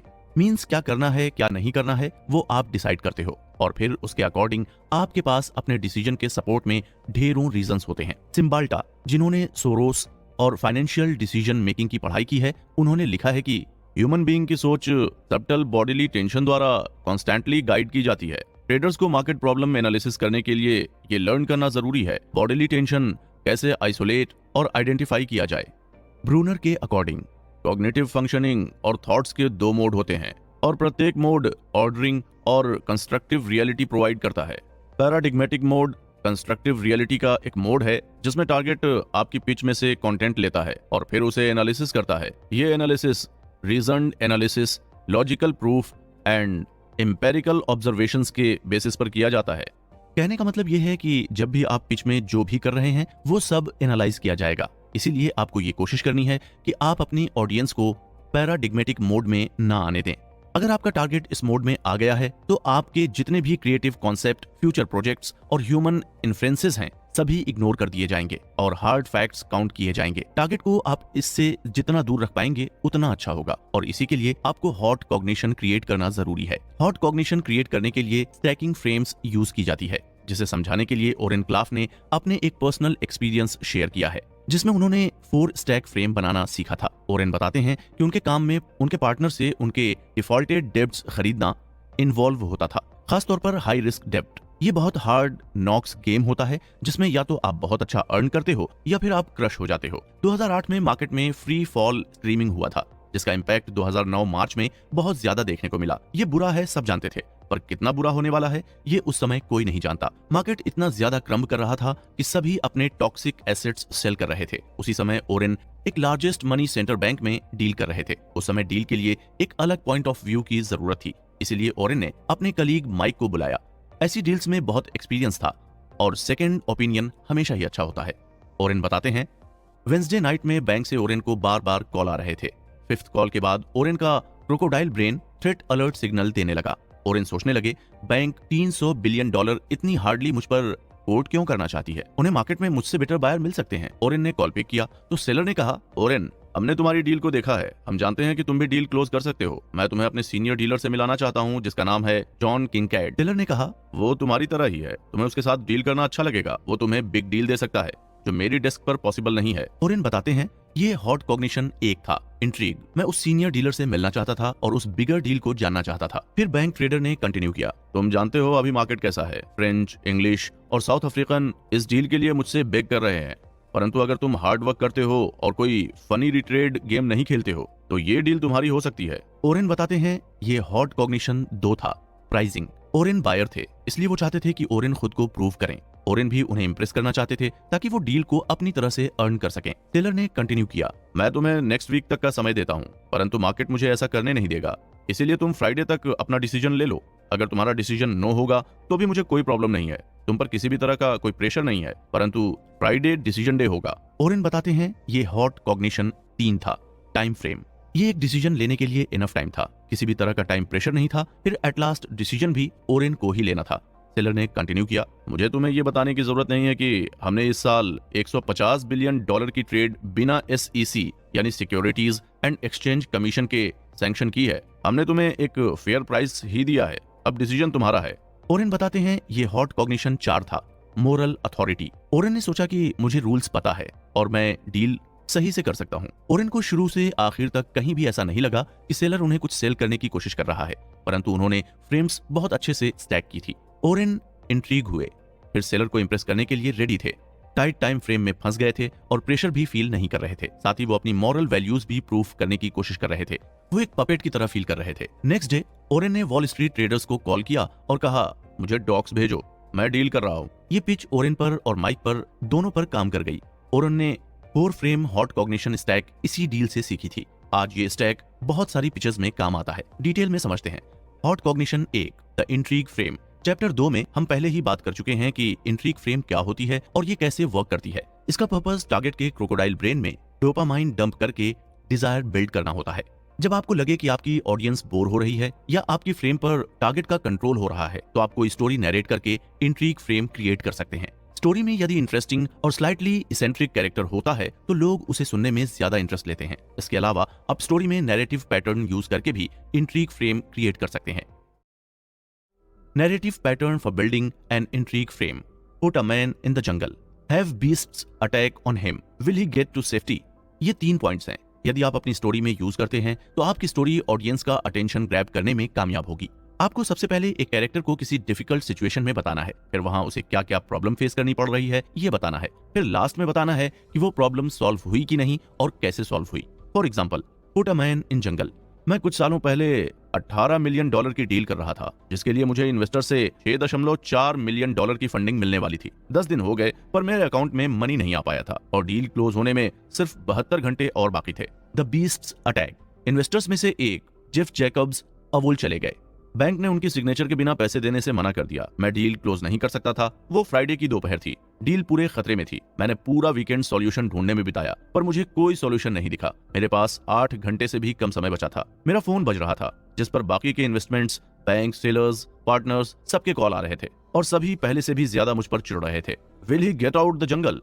मैं कंप्यूटर ऑन करके बैठा और अपनी इंडस्ट्री के कंसल्टेंट्स और सेल्स टाइप्स को ईमेल करने लगा। जो भी मुझे जैकब्स की कोई इन्फॉर्मेशन देगा उसे मैंने $1000 ऑफर किए। एक से मुझे जैकब्स का सेकंड एड्रेस और फोन नंबर मिला। मैंने उस नंबर पर कॉल किया तो एक लेडी ने कॉल पिक किया। वो मिसेस जैकब्स थी। मैंने अपनी सिचुएशन बताते हुए कहा कि यदि आप अपने हस्बैंड के बिहाफ पर डॉक्यूमेंट साइन कर देंगी तो वो मेरे लिए बहुत बड़ी हेल्प होगी। उन्होंने कहा ठीक है और डॉक्यूमेंट साइन कर दिए और मेरी प्रॉब्लम सॉल्व हो गई। इसी प्रकार यदि आप इस पैटर्न को यूज करेंगे तो आप इमोशनल इवेंट के साथ हॉट कॉग्निशन क्रिएट कर सकते हैं।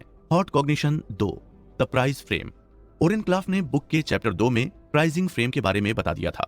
अब हम उसका एग्जाम्पल देखकर समझते हैं कि वो कैसे अटेंशन गेन करती है। ओरेन एक बार एक एनिमल शेल्टर गए थे। वहां पर उन्होंने एक डॉग को पसंद किया और उसे रेस्क्यू करने के लिए अपने घर ले जाने के लिए खरीदना चाहा। एक आवाज आई, एक्सक्यूज मी सर। वो 20 साल से ऊपर की फीमेल एडॉप्शन काउंसलर थी। उसने पूछा, कैसा घर है तुम्हारा, कितने बच्चे हैं, कैसी जॉब करते हो तुम, तुम्हारे पास ऐसे पेट्स के लिए जितना बड़ा बैकयार्ड रिकमेंडेड किया जाता है उतना बड़ा बैकयार्ड है कि नहीं। ओरेन बताते हैं, अब मैं उसको आंसर एंड एग्जाम्पल देकर उसे कन्विंस कर रहा था कि मैं उस पेट को रेस्क्यू करने के लिए कैसे एलिजिबल हूँ। ये तो था एग्जाम्पल, ओरेन कैसे प्राइसिंग फ्रेम में ट्रैप हुए उसका। अब एक और एग्जाम्पल देखते हैं जिसमें उन्होंने अपने बायस को फ्रेम कंट्रोल की। एक पिच के सेशन में उन्होंने कहा, गाइस मुझे खुशी है कि मैं आप सभी को डील शो करने के लिए कुछ समय निकाल पाया। मैं हमेशा अपने बायस से नहीं मिलता हूँ। मैं जानता हूँ कि हम सभी ये डील एंजॉय कर रहे हैं पर अब मुझे इसे रैप अप करना होगा। मुझे एक दूसरी मीटिंग के लिए जाना है। हम सभी बिजी हैं। ये डील बाकी डील्स जैसी नहीं है। ये मेरा फॉर्चुनेट है कि मैं डिमांड में हूँ। मुझे चूज करना है कि मुझे किस इन्वेस्टर के साथ काम करना है और किसके साथ नहीं। बात आगे बढ़े इससे पहले मुझे ये बताना जरूरी है कि मेरे पास आपके बियोस और रेपुटेशंस की जानकारी है और क्यूरियोसिटी है कि हम किसके साथ में काम करने वाले हैं। और इसीलिए मैं आपको अपने पार्टनर जोशुआ के बारे में बताता हूँ जो जानना चाहता है कि आप और हम अच्छे पार्टनर कैसे बन सकते हैं। क्या आप मुझे बता सकते हैं कि हम साथ में काम कैसे एंजॉय करेंगे। इस स्टेटमेंट में ओरेन क्लाफ ने प्राइस फ्रेम डिलीवरी करने के लिए कुछ बेसिक एलिमेंट्स इंक्लूड किए। 1, मेरे पास मार्केट में इससे भी बेटर डील हैं। 2, मैं किसके साथ काम करूंगा ये चूज करता हूँ। 3, ऐसा लग रहा है कि मैं आपके साथ काम कर सकता हूँ पर फिर भी मैं आपके बारे में और जानना चाहता हूँ। 4, अपने बारे में मुझे और जानकारी देना स्टार्ट करें। 5, मैं अभी भी जानना चाहता हूं कि हम कैसे साथ में काम कर सकते हैं और अच्छे पार्टनर बन सकते हैं। 6, आपके लास्ट बिजनेस पार्टनर्स आपके बारे में क्या कहते हैं। 7, जब किसी डील में थिंग्स साइडवेज जाती हैं तो आप उसे कैसे हैंडल करते हैं। 8, मेरे अभी के पार्टनर चूजी हैं। Hot cognition 3, the time frame. करीब 100 साल पहले रिसर्च किया गया कि डिसीजन मेकिंग पर टाइम का बहुत इफेक्ट होता है। आज भी हम देख सकते हैं कि यदि हम किसी को कह दें कि आज कार सेल का लास्ट डे है तो सामने वाला उस कार को बहुत जल्दी खरीद लेगा। इस सिचुएशन में टारगेट के ब्रेन में डील लॉस का फियर ट्रिगर करता है, इसलिए ये स्ट्रेटेजी काम करती है। आप टाइम फ्रेम पैटर्न को इस तरीके से यूज कर सकते हैं। गाइस, कोई भी टाइम प्रेशर पसंद नहीं करता, ना मैं पसंद करता हूं और ना आप पसंद करते हैं, कोई भी नहीं करता है। परंतु गुड डील्स, वो भी स्ट्रॉन्ग फंडामेंटल्स के साथ, एक आर्म ट्रैक ट्रेन की तरह होती है। ये डील ट्रेन की तरह, वो एक स्टेशन पर कुछ देर रुकती है, इन्वेस्टर्स को पिक करती है और फिर डिपार्चर टाइम आ जाता है। जब डिपार्चर का समय आता है तब ट्रेन को जाना ही होता है। आपके पास इनफ टाइम है, आप डिसाइड करिए। आपको मैं पसंद आया, आप मेरी डील चाहते हैं या नहीं, ये आपका डिसीजन होगा। डिसीजन मुझसे ज्यादा बड़ा नहीं है, आप या कोई और हो, पर डील तो होगी ही। ये क्रिटिकल पाथ है, एक रियल टाइम जिसमें सबको काम करना होता है, इसलिए आपको 15th तक डिसाइड करना होगा। Thought cognition 4, the moral authority frame. हम सभी जानते हैं कि हमारी लाइफ में डॉक्टर का कितना इंपॉर्टेंट रोल होता है। हम सभी मानते हैं कि यदि एक डॉक्टर ने आपको कुछ प्रिस्क्राइब किया है तो वो आप जरूर से फॉलो करेंगे। पर क्या डॉक्टर की फ्रेम वर्ल्ड में सबसे ज्यादा पावरफुल फ्रेम होती है? वैसे तो ऑलमोस्ट सभी के लिए डॉक्टर की फ्रेम सबसे ज्यादा पावरफुल फ्रेम होती है, परंतु मदर टेरेसा के केस में ऐसा नहीं है। दिसंबर 1991 में मदर टेरेसा बैक्टीरियल फेनोमिना और हार्ट प्रॉब्लम्स के ट्रीटमेंट के लिए Scripps clinic and research foundation पहुंची। वहां डॉक्टर और उनकी फ्रेम कोलाइड हुई। डॉक्टर्स की फ्रेम के 3 रूल थे। Rule number 1, do what I say. Rule number 2, defence to my expertise. Rule number 3, accept my conclusion about life and death. Mother Teresa की frame थी, 1, मटीरियल थिंग्स की कोई value नहीं होती। 2, लाइफ और डेथ क्रिटिकल है। 3, help the down trodden. 4, अमीरी और गरीबी का स्वर्ग और नर्क से कोई संबंध नहीं है। मदर टेरेसा की फ्रेम वेल्थ और एक्सपर्टीज वाली नहीं थी, परंतु उनकी फ्रेम की पावर हाई मोरल अथॉरिटीज हैं। Reality is waiting to be framed. यदि आप टारगेट के क्रोकोडाइल ब्रेन को अपने बिग आइडिया को सुनाने के लिए हॉट कॉग्निशन या series of hot cognition use करते हैं तो ये फास्ट मेथड है। यदि आप इसे सेल्स टैक्टिक के रूप में यूज करेंगे तो स्टैकिंग फ्रेम काम नहीं करेगी। 1, hot cognitions are primal. 2, hot cognitions are unavoidable. 3, hot cognitions tend to be instant and enduring. Hot versus cold cognition. Hot cognition और कोल्ड कॉग्निशन की कंपैरिजन वैसी ही है जैसे चॉकलेट और स्पिनाच की होती है। Cold means hard facts. Spinach health के लिए अच्छी होती है, उसमें बहुत सारे न्यूट्रिशन होते हैं, आपको इसे ज्यादा से ज्यादा खाना चाहिए। पर यदि कोई आपको चॉकलेट ऑफर करता है तो आप उसे ही सिलेक्ट करते हैं। वैसे ही हॉट कॉग्निशन है, हमें खुद ये पसंद नहीं आएगा कि हम टारगेट को फुली एंड कंप्लीटली एक आइडिया प्रेजेंट करें, क्लाइंट उसे अच्छे से इवेल्युएट करें, एनालिसिस करें और फिर अपना डिसीजन बताएं। इससे बेटर है कि हम 4 फ्रेम हॉट कॉग्निशन क्रिएट करें और डील का रिजल्ट हम जो चाहते हैं वो आए। आपको ये फोकस करना है कि टारगेट का क्रोकोडाइल ब्रेन आपके प्रोडक्ट को चाहे। हम झुकेगा नहीं। आपको याद आया होगा कि ये तो पुष्पा मूवी का डायलॉग है। आपको पता है, पिच एनीथिंग बुक के काफी कॉन्सेप्ट्स आपको पुष्पा मूवी में इंप्लीमेंटेड दिखेंगे। उन कॉन्सेप्ट्स में एक चैप्टर है, चैप्टर 6, इरेडिकेटिंग नीडीनेस। इस चैप्टर में बताया है कि आपको कभी भी ये शो नहीं करना है कि आप नीडी हैं। अगर आपने ये शो कर दिया तो आपकी पिच में इससे बुरा और कुछ नहीं हो सकता। पुष्पा मूवी में एक सीन है जहां पुष्पा को 1 करोड़ के प्रोडक्ट पर 5 लाख यानी 5% का ऑफर मिलता है और वो कहता है मुझे 4% चाहिए, 5 लाख नहीं। रीजन में वो यही कहता है, percentage means partnership, amount means employ. Percentage लेकर अब मैं पार्टनर बन गया हूं। अगर 5 लाख लेता तो नीडी लगता। चाहे कितने ही रिजेक्शन मिलें, पर आपको नीडीनेस शो नहीं करना है। इन्वेस्टमेंट बैंकर्स जो कि रोज $1 मिलियन के डिसीजन लेते हैं, वो आपको बताएंगे कि validation seeking behaviour deal killers होते हैं। 4 pitches, no room for mistake. 12 साल पहले ओरेन अपनी टेक्नोलॉजी कंपनी के लिए, जिसमें उन्होंने कुछ इन्वेस्टमेंट किया था, मनी रेज करना चाहते थे क्योंकि उनकी कंपनी का कैश जल्दी खत्म होने वाला था। उन्होंने कई लीडिंग वेंचर कैपिटल फर्म्स को कॉल किया, मेल्स भेजे, पर ओरेन की पिच बार बार फेल हो रही थी। उन्हें बिल्कुल समझ नहीं आ रहा था कि ऐसा क्यों हो रहा है। उन्होंने ऑलमोस्ट सभी वीसी फर्म्स को ट्राई कर लिया था, परंतु वो फेल ही हुए। कंपनी क्लोज नहीं करना चाहते थे और कंटिन्यू करने का कोई ऑप्शन नहीं दिख रहा था। एक लास्ट पिच ट्राई करने से पहले ओरेन ने खुद को अच्छे से इवेल्युएट करना चाहा। उन्होंने जानी कितनी ही पिचेस सक्सेसफुली पूरी की थीं, परंतु इस पिच में इतनी बार क्यों फेल हो रहा था समझ नहीं पा रहे थे। ओरेन बताते हैं, फाइनली मैं मेरे एक पार्टनर पीटर के पास गया और उसे अपनी सिचुएशन और पिछली कुछ फेल डील्स के बारे में बताया। उसे सुनने के बाद उसने बताया कि मैं अपनी मीटिंग में खुद को नीडी बता रहा हूं, इसलिए ये डील फेल हो रही हैं। Of course, classic validation seeking behaviour, dispersion का सिग्नल। कोई इन्वेस्टर ऐसी कंपनी के साथ काम नहीं करना चाहता था जिसके पास कैश नहीं है। सेल्फ प्रोटेक्शन हमारे क्रोकोडाइल ब्रेन से आने वाला अनकॉन्शियस रिएक्शन है। जब इन्वेस्टर्स नीडी पर्सन्स देखते हैं तो उनका फर्स्ट रिएक्शन होता है रन। नीडीनेस थ्रेट का सिग्नल होता है और हमारा क्रोकोडाइल ब्रेन थ्रेट को अवॉइड करता है।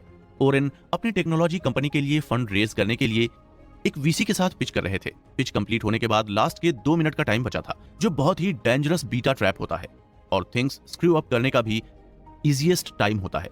यहाँ एक गलत कदम आपके 20 मिनट के गुड वर्क को भी स्पॉइल कर सकता है।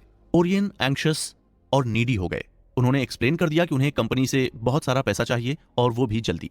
अगर ये पिच रिजेक्ट हो जाती तो उनकी कंपनी के पास कोई ऑप्शन नहीं बचता। ओरेन ने कहा, क्या आपको लगता है कि अच्छी डील है? आप क्या सोचते हैं? यदि आप चाहें तो आप अभी डील साइन कर सकते हैं। ये वैलिडेशन सीकिंग और नीडीनेस का पुअरेस्ट फॉर्म था। एक बार फिर इन्वेस्टमेंट ऑफर फेल हो गया क्योंकि टारगेट का एक्साइटमेंट फियर और एंजाइटी में बदल गया। Why it is important to eradicate neediness. Neediness weakness के बराबर है और आपका टारगेट को ये शो करना डेथ सेंटेंस के बराबर होता है। वैलिडेशन सीकिंग और नीडीनेस के बारे में बात करते हैं और जानते हैं कि कैसे आप लास्ट 2 मिनट के बीटा ट्रैप में कैसे फंस सकते हैं और कहां पर नीडीनेस शो कर सकते हैं। What causes neediness. जब हम वो मांगते हैं जो सिर्फ टारगेट दे सकता है तब हम नीडीनेस शो करते हैं। जब हम टारगेट से कॉर्पोरेशन चाहते हैं और वो नहीं देता है तो ये फ्रस्ट्रेटिंग होता है और आपको एंजाइटी होती है। फिर ऑडियंस अनकोऑपरेटिव हो जाती है, अटेंशन कहीं और चला जाता है। जब हम ये जानते हैं कि टारगेट ही हमें अच्छा फील करा सकता है और हमारी पिच को हाँ कहकर हमें प्रॉफिट दे सकता है तो हमारे अंदर नीडीनेस आ जाती है। जब हम खुद को ये समझा देते हैं कि टारगेट का एक्सेप्ट करना जरूरी है तो हम खुद को ट्रैप कर लेते हैं। जब टारगेट हमारी पिच में इंटरेस्टेड नहीं लगता है, वो विथड्रॉ करना स्टार्ट कर देता है या अपना अटेंशन कहीं और देने लगता है तो हमारा वैलिडेशन सीकिंग बिहेवियर ट्रिगर हो जाता है। Counter attack your validation seeking behaviours. Neediness को इरेडिकेट करने के लिए आपको किसी भी सोशल इंटरेक्शन में स्ट्रॉन्ग टाइम फ्रेम क्रिएट करनी होगी। ये आप किसी भी मोमेंट कर सकते हैं। ये फ्रेम टारगेट को क्लियर करती है कि आपकी जरूरत कहीं और है। इसे करने का एक बेसिक फॉर्मूला है। 1 want nothing. 2 focus only on things you do well. 3 announce your intention to leave the social encounter. इन 3 स्टेप्स को एग्जीक्यूट करने से आपकी बढ़ी हुई heart rate, perspiration, rapid breathing and anxiety show down हो जाएगी, जिससे आप कंट्रोल में होंगे। आप दूसरों को इंप्रेस कर सकते हैं और फिर वो आपको इंप्रेस करने की कोशिश करेंगे। आपके टारगेट आपके सेल्फ कंट्रोल, स्ट्रेंथ और कॉन्फिडेंस को बहुत एडमायर करेंगे। The tau of Steve film में टेक्स ने 3 मेन रूल्स बताए हैं। Eliminate your desire. ये जरूरी नहीं है कि आप हमेशा चीजों को चाहें, कभी कभी चीजों को खुद आपके पास आने दीजिए। Be excellent in the presence of others. लोगों को ये दिखाइए कि जिस काम में वो आपको देखना चाहते हैं उस काम में आप बहुत अच्छे हैं। विथड्रॉ। जब आपको ऐसा लगे कि लोग ये चाहते हैं कि आप उनके पास जाएं तो उनके एक्सपेक्टेशन फुलफिल मत होने दीजिए। यदि आप ये 3 रूल्स अपनी पिच में फॉलो करते हैं तो आपकी पिच ग्रेट होगी। The final pitch. Finally Oren अपनी कंपनी के लिए फंड रेज करने के लिए एंटरप्राइज पार्टनर्स, जो कि सिलिकॉन वैली में लार्जेस्ट वीसी फर्म थी, में पिच के लिए गए। इन्वेस्टर्स को कहा, ये डील अगले 14 दिन में पूरी तरह से सब्सक्राइब होगी। हमें वीसी कंपनी का मनी नहीं चाहिए, हमें उनका नाम अपनी कैप शीट पर चाहिए, जिससे कि हमारा आईपीओ यानी इनिशियल पब्लिक ऑफरिंग रजिस्ट्रेशन मजबूत हो। मुझे लगता है कि आप लोग इंटरेस्टेड हैं, पर क्या आप सही इन्वेस्टर हैं? हमें आपके बारे में और हमारे रिलेशनशिप के बारे में और जानने की आवश्यकता है और डील करने से पहले आपकी फर्म की ब्रांड वैल्यू भी जानना चाहिए। इस बार मैंने बिल्कुल भी validation seeking behaviour, neediness show नहीं किया। सरप्राइजिंग, वो पिच में पूरी तरह से एंगेज हुए और डील के लिए कमिटेड थे। फाइनली ओरेन को फंड मिल गया और ये सीख भी मिल गई थी, never been needy. Case study, the airport deal. Lockdown के दिन ऐसे थे जिसमें जाने कितने बिजनेस पीपल को उनके बिजनेस क्लोज करने पड़े, कितने एम्प्लॉइज को अपनी जॉब खोनी पड़ी। जो काम करके वो इजीली अनलिमिटेड कमा रहे थे, अचानक वही आपको छोड़ना पड़ा। अगर आप भी लॉकडाउन टाइम में इस सिचुएशन से गुजरे हैं तो आप ओरेन क्लाफ के एक्सपीरियंस को फील कर सकते हैं। उनकी लाइफ में भी एक समय ऐसा आया जब मार्केट में डाउनफॉल हो रहा था कि उनके लिए पिच करना मुश्किल हो रहा था और उन्होंने अपने फ्रेंड्स, कलीग्स सबसे कह दिया था कि वो अब और कुछ नहीं कर सकते और वो एक वैकेशन पर जाना चाहते हैं। 1 वीक का वैकेशन आंजा बोरेगो 2 वीक में टर्न हो गया और एंजॉय कर रहे थे। लाइफ वॉज गुड, पर लाइफ में एक चेंज आया, एक बिग डील आई। आइए जानते हैं ओरेन क्लाफ उस डील के बारे में क्या बताते हैं। अ monster deal. Sam Greenberg Los Angeles में हाई डिजर्ट को कोस्ट से सेपरेट करने वाली माउंटेन रेंज था।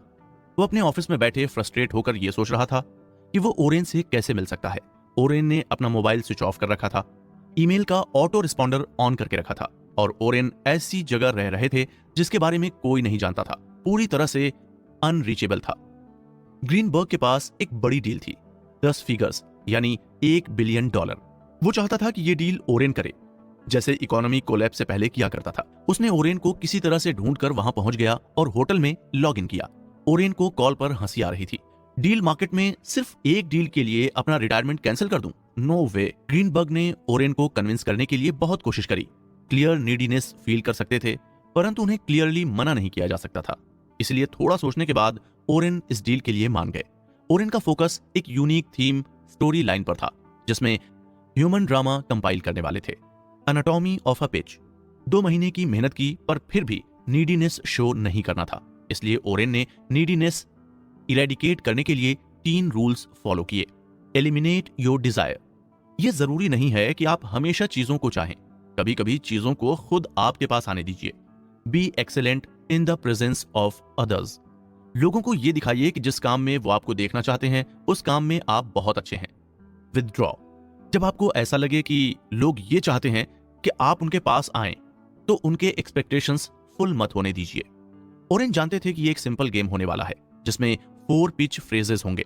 उनका पहला टास्क साइमन जेफरीज का माइंडसेट समझना था। उन्होंने ओरेन को पिच मैसेज के जरिए उसके क्रोकोडाइल ब्रेन को ट्यून करना था। फर्स्ट, सही टोन की आवश्यकता थी। साइमन ने कई सालों तक फेडरल एविएशन एडमिनिस्ट्रेशन यानी FFA के साथ काम किया था और वो कई सिटीज, स्टेट्स और फेडरल एजेंसी के साथ भी काम कर रहा था। इसलिए मुझे सर्टेनली सीरियस और रिस्पेक्टफुल टोन में पिच करना जरूरी था। सेकंड, सही फ्रेम चूज करने की जरूरत थी। हम लोग श्योर थे कि ये डील वो मनी मेकिंग अपॉर्चुनिटी की तरह फ्रेम करेंगे।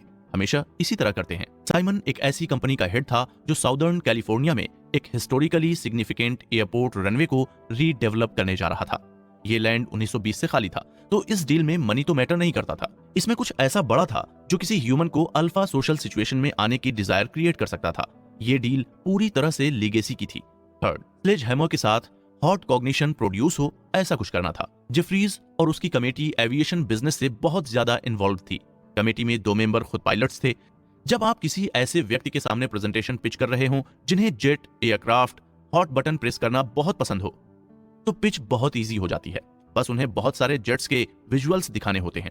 ऐसा कोई भी प्रोडक्ट जिसमें आपके टारगेट का कॉन्शियसली या सबकॉन्शियसली बिलीव है, यदि आप वो उसे दिखाते हो तो उसकी सोशल इमेज उसके ब्रेन में डिजायर क्रिएट करेंगी। इसीलिए ओरेन ने प्लान किया कि वो जेफरी और उसकी कमेटी को एक लार्ज पोस्टर बोर्ड शो करेंगे जो एविएशन पोर्ट से कवर्ड होगा। उन्होंने वहां कुछ मिनट में पोस्टर बोर्ड चेंज करे और एक के बाद एक वो और ज्यादा प्रोवोकेटिंग फोटोज, जिसमें ब्यूटीफुल जेट टेक ऑफ कर रहा था, लैंड कर रहा था, हाई बैंक टर्न कर रहा था। प्रेजेंटेशन 4 फ्रेज में हुआ। Phase 1, frame control, grab status, introduce the big idea. Phase 2, explain the problem और solution and our special advantages. Phase 3, offer the deal. Phase 4, tag frames for hot cognition. Pre pitch thoughts. Pitch से पहले Oren के दिमाग में जो चल रहा था वो था get the tone tight, frame myself as the alpha, seize status, hit their hot buttons. Building a legacy became capture करते हुए बिग आइडिया ह्यूमन डिप्लॉय करना है। रिजोनेट विजुअल्स की हेल्प से प्रेजेंटेशन को कैप्टिवेटिंग रखना है। Create hot cognition. जेफरी उनकी कमेटी डिटेल्स जानने से पहले आइडिया जानना चाहते थे। The presentation. शुरुआत में सही में फ्रेम चूज करना बहुत क्रिटिकल था, क्योंकि गोल्ड हैमर अपना size, experience, track record highlight करने का मौका नहीं छोड़ते।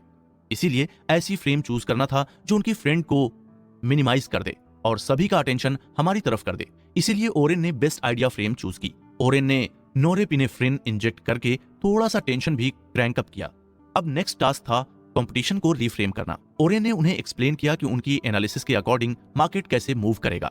Social factors. सभी investment banks no risk deals के साथ फैट ऑफ करके टायर्ड हो चुके हैं, इसीलिए फीस में ज्यादा ट्रांसपेरेंट होने की नीड है। Economic factors.